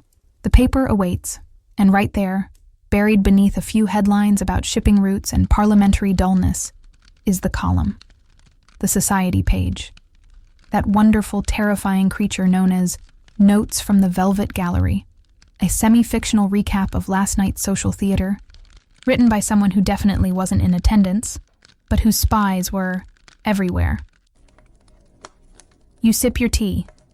Let's see if you made the cut. The first paragraph covers the performance. The soprano soared with ethereal angst, her final aria echoing like regret in an empty ballroom. Not bad. Probably copied from a pamphlet. Then it begins. Among the boxes, a most distinguished turnout. Lord T, the ever-enigmatic Lady M, and a gentleman of military posture who remained alert, despite evident exhaustion. A feat. You blink. Could that be you? You check again. Military posture? You did sit rather straight. And there was that moment when you retied your cravat in the intermission. Perhaps it looked intentional. You're not named, of course. No one is ever named directly. But the code is clear. You survived not only the opera, but its aftermath in print. Others, however, have not been so lucky. Further down, a certain gentleman in the lower tier appears to have suffered an early slumber. Whether from the emotional burden of Wagner or the weight of claret remains to be seen. Ouch. You'd recognize that silver-haired man anywhere. He sat 2 boxes down from you, the one who slipped into sleep like a Victorian Rapunzel and didn't stir for half an act. His reputation, now slightly singed, will be the topic of drawing-room giggles and backhanded sympathy for at least a week. And that, dear listener, is the quiet power of Victorian Opera Society. You didn't just watch a show, you ran a gauntlet. And the press, well, the press was waiting. Historians still argue whether these social columns were taken seriously by the public or merely consumed as satire. Some say they shaped real reputations. Others argue they were more like pantomimes of propriety, echo chambers of elite self-awareness. Either way, they mattered. One anecdote tells of a minor baronet whose only offense was a too loud laugh during a comedic interlude. The columnist described it as a blast of mirth more suited to a farce than a flute. The man never lived it down. Eventually, he moved to Vienna, where he married an opera singer who encouraged his laugh. Redemption, perhaps. Or exile. You, thankfully, have evaded scandal. But the memory lingers. As you butter your toast, you consider how strange it is that such a minor thing, falling asleep, could have so many implications. Especially when it's something everyone wants to do, at least once during a 4-hour musical journey through betrayal and baritones. And yet a nap at the opera was like a sneeze in a chapel. Natural, understandable, and absolutely forbidden. It was the smallest signal of disengagement, and in a society obsessed with appearances, even one flicker of inattention was dangerous.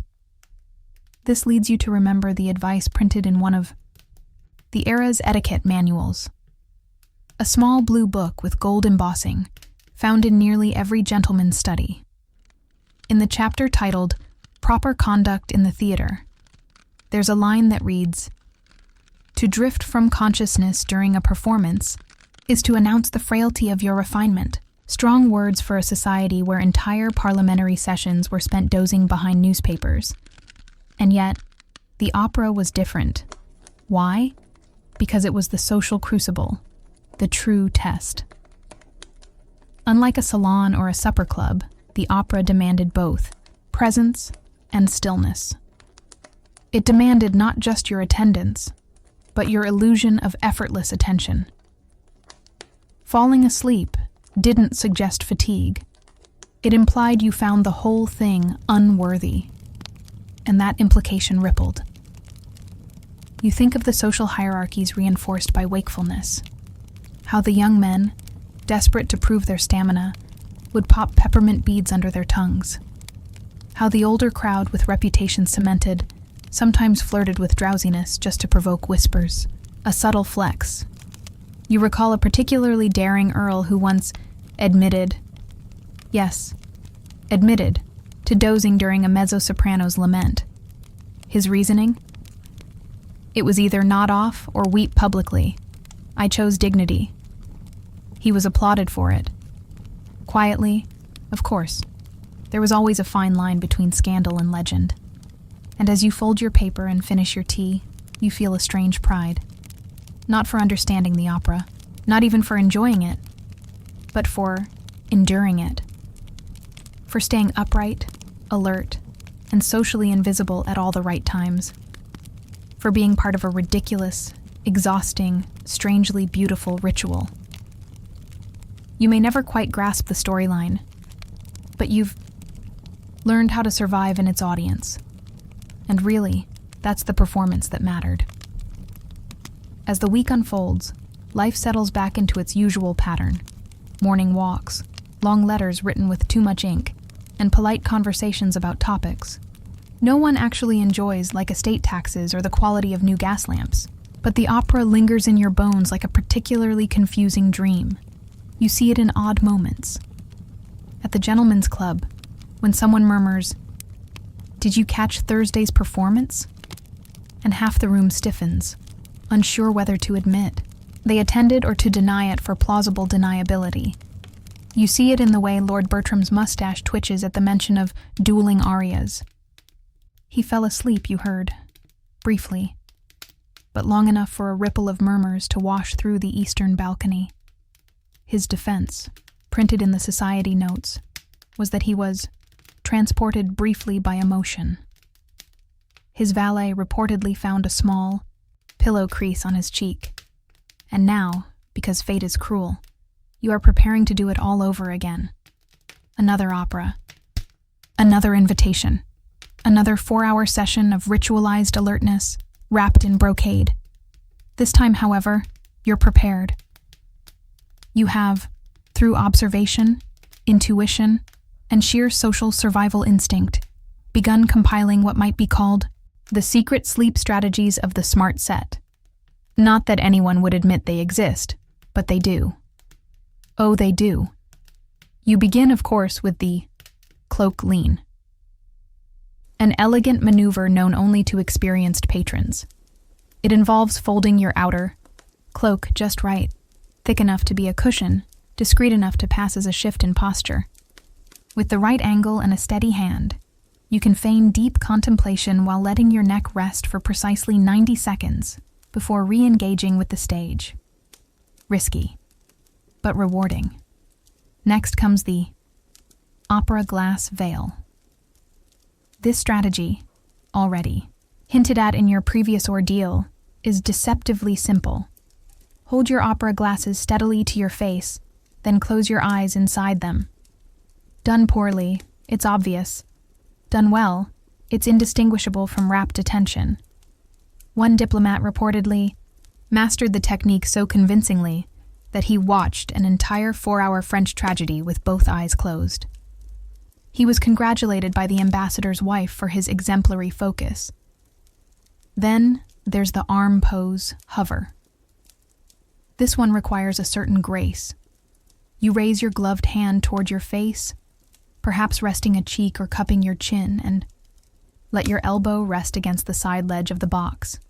It looks pensive, engaged, possibly overwhelmed by artistic emotion.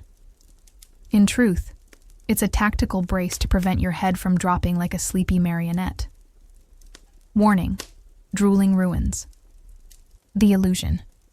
But the true mark of an advanced practitioner is the social decoy.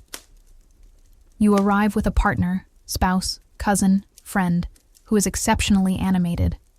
Someone who gasps at the right moments, fans dramatically, maybe even dabs at their eyes.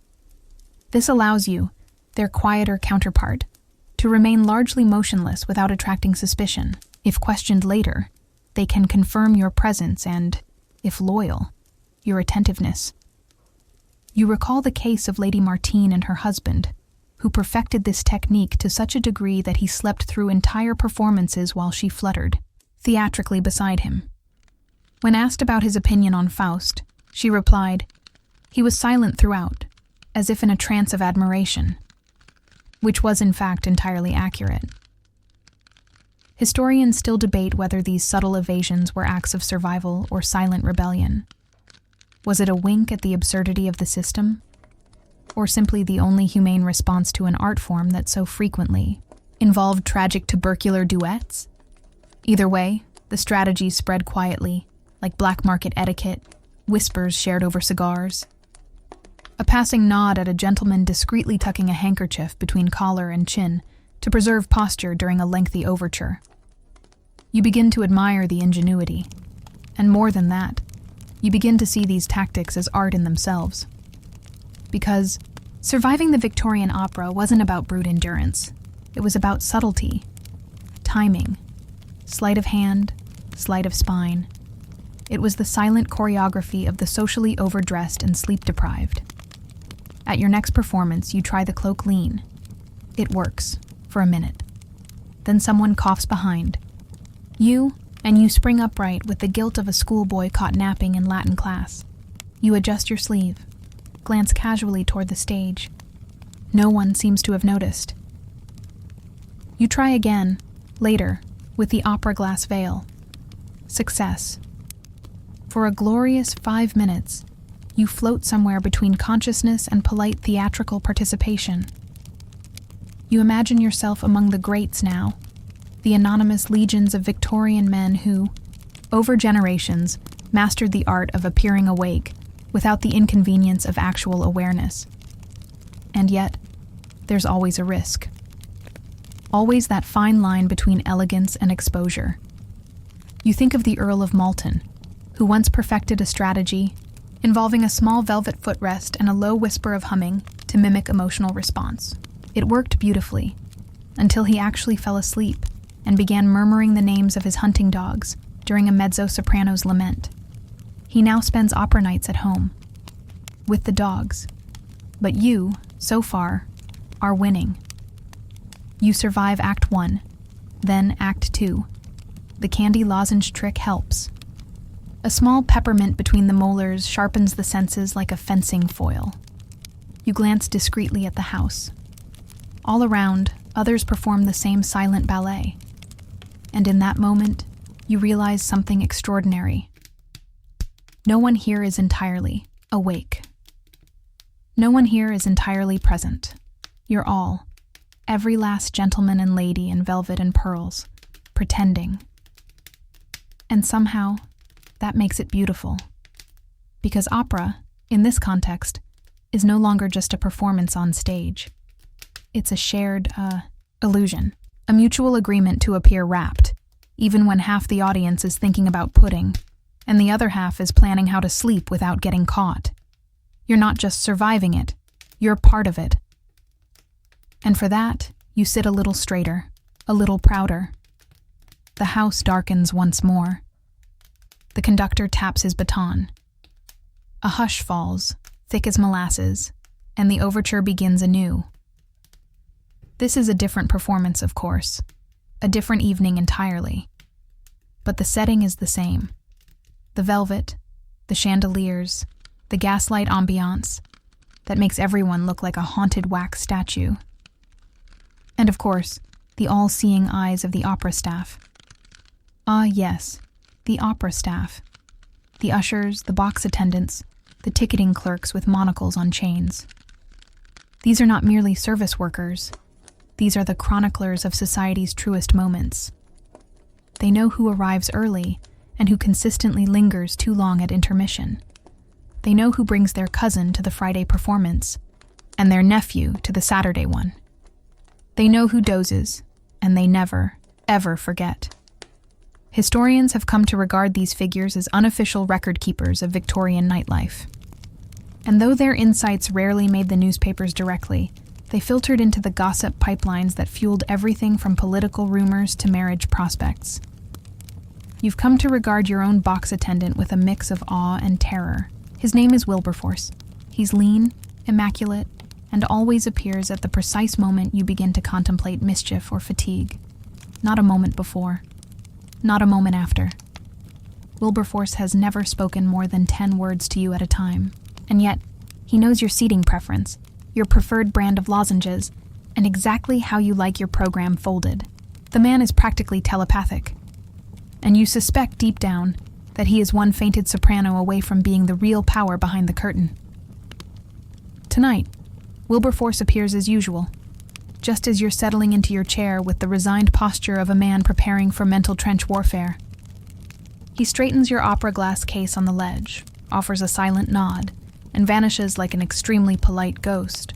You respect him too much to nap in his presence. But not all patrons are so cautious. Across the theater, you spot a minor viscount, one, of those florid-faced gentlemen who always looks as though he's just finished a brandy or is in dire need of one. He's already slouching. His coat is bunched beneath him. And, oh no, his eyes have that glassy sheen that only comes from bad digestion or impending slumber. You glance subtly at the nearest usher. She sees it too. Her posture shifts ever so slightly. She moves one step closer to his box, not with menace, but with intent. Her hands remain folded, her eyes scanning the rows like a falcon perched above a mouse field. The viscount twitches. The usher waits. A few seconds pass. And then, just as his head begins to tip forward, a tap. Gentle, decisive, her knuckles against the velvet rail. He jerks awake. There's no exchange. No words, just a blink, a cough, and a sheepish realignment of posture. The usher returns to her post, victorious. This, dear listener, is the secret order of the opera staff. They are guardians of decorum, quiet enforcers of consciousness. They know every trick in the opera napper's manual and have developed counters for each. Some carry lavender water, used in gentle spritzes to revive a fainting lady, or discreetly reset a nodding baronet. Others employ the accidental cough. Technique, timed just right to break a hypnotic rhythm without appearing accusatory. In one particularly legendary instance, a box attendant reportedly dropped a program on purpose to wake a dozing duke.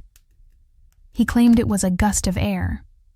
The duke, grateful not to have been caught mid-snore, tipped him handsomely and spread word of the man's air sensitivity as a charming eccentricity. You learn over time that being friendly with the staff is a kind of invisible insurance, not bribery, heavens no, but a mutual respect. A nod, a thank you, a well-timed compliment on waistcoat arrangement. These tiny gestures add up, because the moment you slip, the moment your head bobs, your eyelids flutter, your opera glass tilts precariously, they can save you, or they can let it happen. You begin to understand why the staff's memory is feared more than the critics. Critics forget, they get bribed, they get distracted by the soprano's scandalous costume or the lead tenor's toupee. But Wilberforce? He remembers. There's a theory, only half joking, that box attendants keep ledgers, not for billing, for behavior. In their tucked-away side rooms, past the plush curtains and polished doors, there's said to be a book, the Book of Nod. It contains no names, just descriptions. The man in gray gloves, box 12. 3 yawns, 1 eye drop, suspicious elbow lean. Lady in green, tier 2. Laughed inappropriately during funeral duet. Possible misunderstanding. Watch for repeat. Is the book real? No one knows, but the fear of it is real enough. You resolve to remain vigilant, not for the soprano's sake, not even for your own, but because Wilberforce deserves it. He, like the rest of the silent, suited guardians of the opera house, upholds a world of fragile illusions. And in this world, a nap is not just a slip. It's a breach in the performance of civility. So you sit straighter. You place your opera glasses just so. You glance down once, discreetly, to ensure your gloves are aligned, and as the curtain rises, you catch Wilberforce's eye for half a second. He nods. You nod back. Gentleman's agreement. Let the overture begin. The overture has barely completed its third melodic loop when a subtle ripple of tension spreads through the opera house. It's not the kind that comes from a flubbed high note or a late entrance. This is something far more delicate. Royalty is in attendance. It begins with whispers, then a slight adjustment of posture. Fans slow their flutter. Glasses are checked for smudges. Gloves are tugged higher on the wrist. Suddenly, everyone remembers that they are not just spectators tonight. They are subjects. A low murmur confirms it. Prince Leopold, seventh in line, patron of the arts, wearer of unnecessarily elaborate mustaches, is seated in the royal box, flanked by two minor duchesses and a valet who looks like he might also double as an assassin. Royal attendance at the opera was not an everyday occurrence, but it wasn't unheard of either. What made it especially potent was its ability to instantly rearrange the social chessboard. Whatever scandal you had barely escaped the night before could be erased if the prince nodded approvingly at your cravat tonight. Conversely, one false move, say, a yawn too wide, or a head that dips traitorously forward, and you might find yourself ostracized faster than a valet caught wearing tweed. To a spring opera, you've heard the stories, who hasn't? The most infamous, of course, being the time Prince Alfred, bored stiff during a particularly slow Handel revival, allegedly dozed off mid-performance. A well-meaning attendant nudged him awake. The papers reported it gently. His Royal Highness appeared momentarily absorbed in contemplation. But the satire papers went wild. The Illustrated Rag ran a sketch titled The Dreaming Duke, with a cartoon Leopold floating above the opera house, in a bed made of sheet music. Historians still argue whether the prince truly slept, or merely shut his eyes in agony over a missed key change. Tonight, however, the royal party remains alert. Eerily so. Prince Leopold leans forward, hands steepled, eyes locked on the stage like a man trying to will meaning into an abstract painting. He doesn't blink. He doesn't flinch. He looks like a statue of attention sculpted by someone who had never seen a man relax. It is unnerving. Worse, it resets the rules of the evening. If royalty does not sleep, then no one else may even think about it. You feel the entire house subtly lean in. An operatic game of Simon Says. Only Simon is in a gold-trimmed waistcoat and possibly armed with sovereign disapproval. This sudden spike in collective alertness only makes you more tired. You try to focus on the performance. The tenor is singing with the intensity of a man recently jilted by 3 different women and a municipal tax board. The soprano has entered, wailing in a register so high it may cause structural damage. But all you can think about is, don't. Be the one who yawns near the prince. You glance toward Wilberforce. He is already watching you. And then, against all odds, Leopold shifts. It's subtle. A slight droop of the eyelids. A deeper breath. A moment of quiet stillness that crosses the line from regal poise into suspicious tranquility. The Duchess to his left stiffens. The valet tilts his head. The entire house collectively pretends not to notice. You hold your breath. Is he? Could he be asleep? It's impossible to say. But just the idea sends a thrill through the rows. Because if he is napping, just a smidge, just a little bit, then so much is suddenly permissible. You, for example, might be able to rest. Your elbow against the box railing without risking banishment. Someone in the back row coughs, loudly. Was that a protest or encouragement? The royal box remains motionless. And then, it happens. Prince Leopold shifts again. A blink, a stretch of the neck. He sits up straighter, leans forward once more. Awake, definitely awake. The moment passes, and with it, the hope of relaxed propriety. The room tightens again, like a corset one size too small.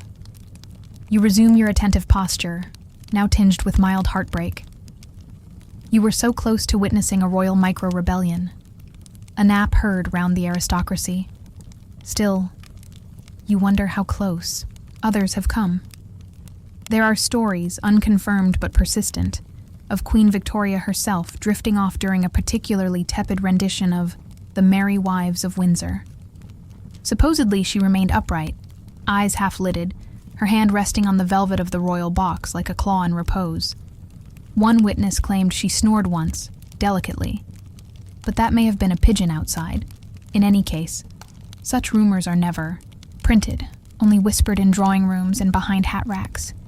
Because if they can sleep, well, the whole system collapses, and so you remain vigilant, not just for yourself now, but for the kingdom. Because in the great operatic theater of Victorian England, wakefulness is not just a virtue, it is duty. And duty, dear listener, is never drowsy. The opera rumbles into its final act like a train that's lost half its passengers and all of its urgency. The tenor is either dying or proposing marriage. It's hard to tell from his facial expression, which hovers somewhere between indigestion and spiritual ecstasy. The orchestra swells. You adjust your collar, and in the quieter corridors of London's drawing rooms and lecture halls, a quieter battle is being fought. Was it ever really taboo to nap at the opera? You see, not everyone agrees with the high-stakes etiquette game you've spent the past several weeks perfecting. Among historians, especially the sort with elbow patches and a healthy disdain for hyperbole, there is debate. Serious debate. Some argue that the infamous no-napping rule was less about morality and more about optics. In their view, it wasn't sleep that was frowned upon, but the appearance of sleep.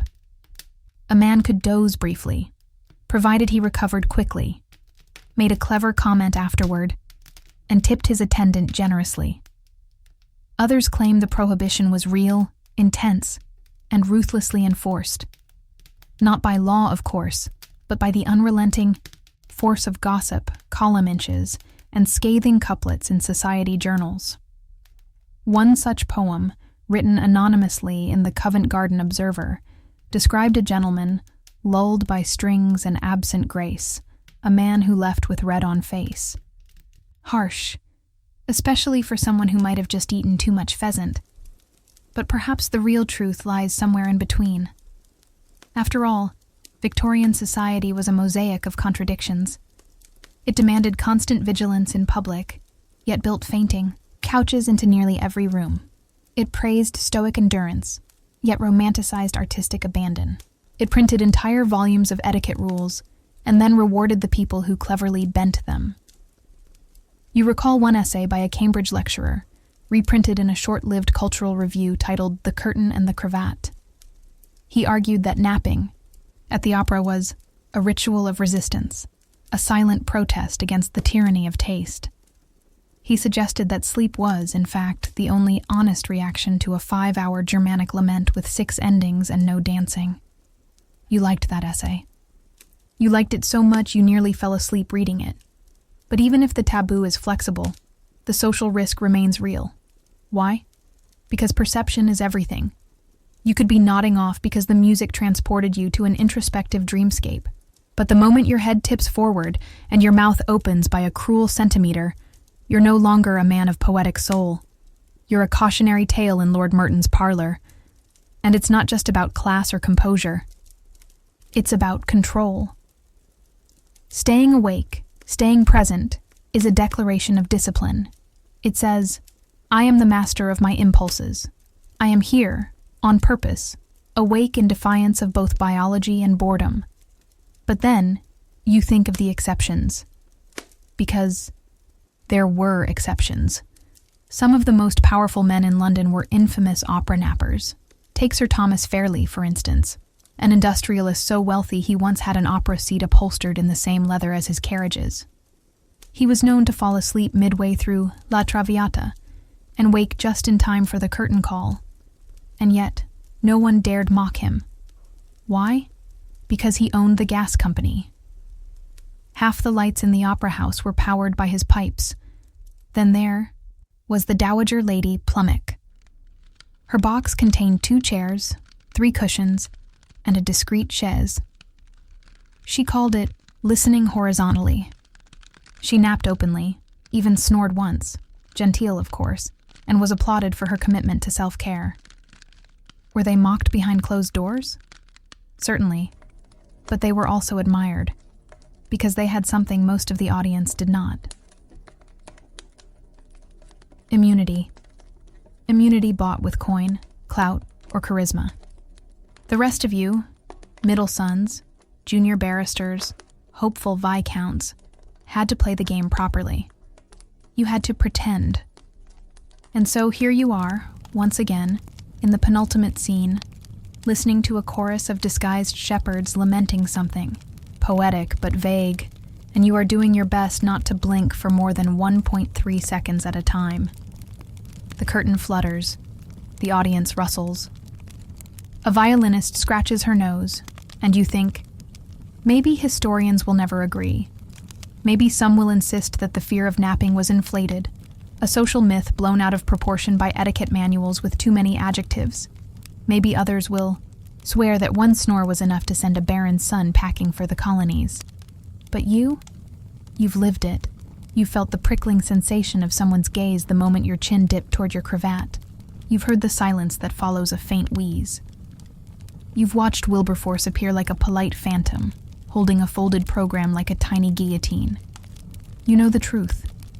And the truth is this: even if it wasn't forbidden, even if it was all just exaggerated nonsense, you still wouldn't risk it. Because in the theater of Victorian society, perception is everything. And wakefulness is the standing ovation you give yourself. You're nearly there. The final act of the opera presses forward like a stately funeral procession, dignified, deliberate, and just slow enough to test the elasticity of your earlobes. The chorus swells, the tenor gasps dramatically, and the soprano throws herself upon a chaise longue with such fervor that the cushions audibly sigh. You lean forward slightly, more to keep your spine in motion than to appear invested. Your eyelids are fine. Probably. Your breathing is measured. All systems still operational. And then, just as you feel your focus begin to drift again, you remember the fire, the one that changed everything. Yes, dear listener, we now enter the most nightmarish chapter of Victorian opera going, when the velvet cocoon of polite society occasionally caught fire, quite literally. You see, opera houses, as beautiful as they were also highly flammable. Between the gas lamps, the paper programs, the feathered hats, the lacquered wigs, and the occasional overly enthusiastic cigarette, the entire environment was essentially one prolonged dare to combustion, and it happened more often than you'd like to think. Covent Garden itself, your gilded battleground of wakefulness, burned down. Twice. Once in 1808, again in 1856. The first time, the fire broke out at night, allegedly due to a careless candle left backstage. The second time, it started mid-performance, during a dramatic overture so intense that no one initially realized the smoke wasn't part of the atmosphere. You imagine it, the swell of strings, the crescendo of drama, and then someone in the upper gallery saying, smells like toasted crinoline. The evacuation procedures were less than graceful. Though the staff was trained in decorum, few were trained in fire containment. Patrons attempted to exit in orderly fashion, but Victorian fashion was not designed for agility. Corsets don't lend themselves to brisk descending of staircases. Bustles were basically parachutes in reverse. And the gentlemen? Well, they tried to help. But between their top hats, cloaks, canes, and a lifetime of never having run anywhere ever, the process was about as efficient as a rescue attempt choreographed by squirrels. Some leapt from balconies. Some crawled through side doors. One dramatic report claimed a duke escaped by surfing a velvet drape to the orchestra pit, though this was almost certainly embellished by the Morning Telegraph. Historians still argue whether more damage was done by the fire itself or by the gossip that followed, because of course people remembered, "Oh, you're the one who screamed 'my wig' during the curtain collapse. Weren't you the fellow who knocked over the bishop during the exit? I do hope you've replaced those singed gloves, my dear. They were tragic. Survival was one thing. Surviving with dignity, that was the real challenge. Some patrons actually rehearsed fire drills. Privately, of course, in their parlors.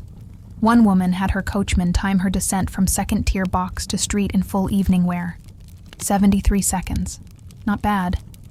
And there were rumors, always rumors, of a society lady who wore a collapsible bustle that could double as a flotation device. It wasn't clear how that would help in a fire, but everyone agreed it was innovative. Back at tonight's performance, a brief flicker in the gaslight makes half the audience freeze. Was that? No. Just a sputter. Common, especially in winter. Still, everyone waits 3 beats longer than usual before exhaling. The memory of past disasters clings to the drapes like soot. There's something oddly comforting about it, though. That beneath all this social choreography and theatrical discipline, there remains a very human truth. Sometimes, things just catch. Fire. Literally, metaphorically, sartorially. And the opera, for all its elegance, has always danced on that edge, between beauty and disaster, between composure and collapse, which, now that you think about it, is also what you have been doing. For the last 2.5 hours, you too have balanced grace and internal combustion.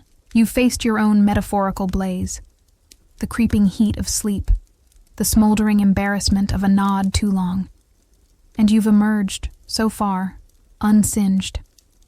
Tonight, mercifully, no curtains are aflame. The aria draws to a close. The stage lights flicker gently, but only in rhythm with the final bars. No chaos, no smoke. Just the slow unraveling of a very long, very emotional finale in which everyone dies, kisses, sings, or all three. And the audience? Silent, watchful, perfectly still, because no one wants to be remembered as the one who yawned during the soprano's final breath. No one wants to go down in opera house history as the distraction, especially not in the year 1897, when the seats are still lined with memory, and every cushion holds the ghost of someone who once ran screaming through a stairwell in patent leather shoes. You give your chair a reassuring pat. Thanks for not catching fire tonight, you think? And then, the curtain begins to fall. Almost there. The final note hangs in the air like the last feather from a very exhausted peacock. You feel it reverberate through your chest, down to your ankles, which, against all odds, have not gone completely numb this time. There's a second of suspended silence. Then, thunderous applause. You rise with the others, slowly, dignified. Not too fast, never too fast. The idea is to appear moved, not startled. The performers bow, the audience claps, you clap. The lead soprano returns, dabs her forehead with a lace handkerchief, and bows again, her face shining with stage tears and the faint aura of someone who might have just won a duel in another life. You think it's over. But no encore. They're doing an encore. A short one, thankfully. Just a reprise of a love duet from the second act. But still, this is the final gauntlet, the last test. Not only must you remain alert, you must now respond emotionally to something you've already heard. while your knees quietly beg for retirement. You manage, barely. You sway slightly, not from feeling, but from leg fatigue, and recover with a gesture that might look like artistic appreciation if you squint at it sideways. Then the real finale arrives. The conductor bows. The cast links hands and shuffles forward. The curtain falls with the slow finality of an aristocrat refusing a handshake. You survived, and now comes the gauntlet you didn't expect. The post-opera gossip corridor. The opera house, grand as it is, was designed by someone who clearly enjoyed social purgatory. There's only one real way out. A grand staircase, one hallway, multiple bottlenecks, and hundreds of well-dressed critics jostling, nodding, and pretending not to judge. You step into the flow. Immediately, you are engulfed by conversation. Gentle. Murmurs, soft compliments, and a few brutally polite insults disguised as opera critique. Well, I thought the vibrato was bold, didn't you? Ah, yes. Nothing stirs the soul quite like unexpected tempo changes. I found the choreography delightfully geographical. You nod, smile, offer the occasional indeed, and most evocative. Someone asks what you thought of the set design. You respond, the shadows told their own story. It sounds thoughtful, abstract, possibly profound. You are now safe to proceed to the coat room, but the corridor is narrow, and progress is slow. You find yourself beside Lady Aldwych and her cousin, who once attempted to define libretto as a type of Italian pastry. She greets you with a little wave of her fan and says, "You looked quite absorbed during Act 3, quite moved. Were you emotional?" You hesitate. Was that a compliment? Or, you reply, "Indeed. I was especially taken by the interplay between silence and expectation." She looks momentarily confused. You escape before she can press further. Around you, small conversations bloom into full-scale narrative reconstructions. A man with a monocle is declaring that he saw the soprano wink at the conductor. A woman in purple insists the tenor flubbed a note, on purpose for artistic reasons. And then there's the great unspoken ritual, the Mao, exit ranking. Who leaves first? Who lingers? Who waits in the lobby making polite commentary until just the right moment? Leaving too early, within the first 2 minutes, is desperation. You either hated it or have weak ankles. Leaving too late is attention-seeking. Or worse, you're waiting to be seen. You time it precisely. 7 minutes. Enough to seem engaged, not enough to draw questions. As you wait in line for your coat, you hear the box attendants exchanging barely their remarks. He nodded. One says quietly. Recovered, another replies. Stumbled on applause timing. Harmless. You know better than to glance over. But you do allow yourself a faint, victorious smile. You were watched, and apparently, you passed. At last, you retrieve your coat and step outside. The night is damp and cool. London's gas lamps glow through the mist like thoughtful little ghosts. The air smells of horses, coal smoke, and late-night adventure. You spot the Viscount from earlier, the one who nearly slept through the love aria, standing near his carriage. He sees you, raises a brow. You return the gesture. A gentleman's truce. Nearby, a group of students from the Royal Academy are reenacting part of Act 2 with far too much volume and enthusiasm. One of them shouts, "But I loved when she stabbed him and then sang about moonlight." You are far too tired to explain that no one was stabbed. You think. A cab pulls up. Yours. As you climb in, you glance back at the opera house. Its windows glowing, its doors swinging, its very bricks soaked in perfume and polite exhaustion. Inside, more patrons stream out. Some flush with excitement, others flushed from the 5 hours of forced posture and unbreathable waistbands. All of them are saying something like, what a night. And they're not wrong. You survived the opera. Again. With grace, alertness, and only one minor optical illusion involving the back of your eyelids and an overly long cello solo. You lean back as the cab pulls away. The city hums softly, and your mind drifts, not to the plot. That was never the point, but to the tiny victories. You stayed awake. You clapped at the right times. You didn't become next week's gossip punchline. That, dear listener, is triumph enough. The cab wheels murmur against the damp cobblestones, each turn a gentle lullaby. You're wrapped in the familiar creak of polished leather, the faint scent of brass polish and spent candle wax. The opera house recedes into the misty distance. Less a building now, more a memory clad in velvet and etiquette. Your hat rests on the seat beside you. Your gloves are off. Your legs are blissfully unbent. And your thoughts, still caught in the opera's quiet gravity, begin to settle. There is something peculiar, something almost noble, in the absurdity of the whole ordeal.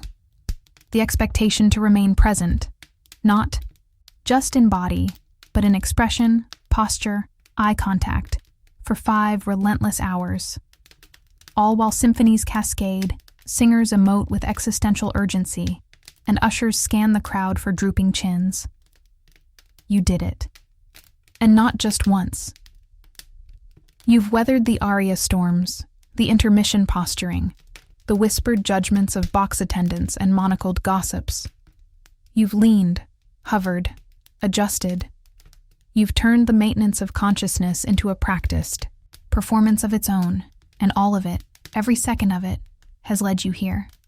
This moment, this quiet. You smile. Not the grand social smile you wear at the theater, but the small, private one. The kind that says, I outlasted Verdi. Still, as your cab turns onto your street, a single thought floats to the surface. Why do you keep doing this? Why keep returning to the opera night after night, season after season, if staying awake is such a harrowing ritual? The answer is slow to arrive. But it comes. Because beneath the absurdity, the corsets and critiques and creeping seat paralysis, there's beauty. Real beauty. Not in the plot, perhaps, or even the music, but in the ritual itself. The shared breath as the curtain rises. The hushed awe as a note lingers longer than it should. The collective pretense that everyone understands the libretto, and the even deeper understanding that no one really does. The opera is where society puts on its mask, not to hide, but to sparkle. And you, dear survivor of Sopranos and Social, landmines, you get to be part of it. The cab slows, home.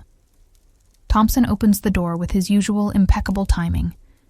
He does not ask how it went. He simply lifts an eyebrow, takes your coat, and says, Warm brandy, sir?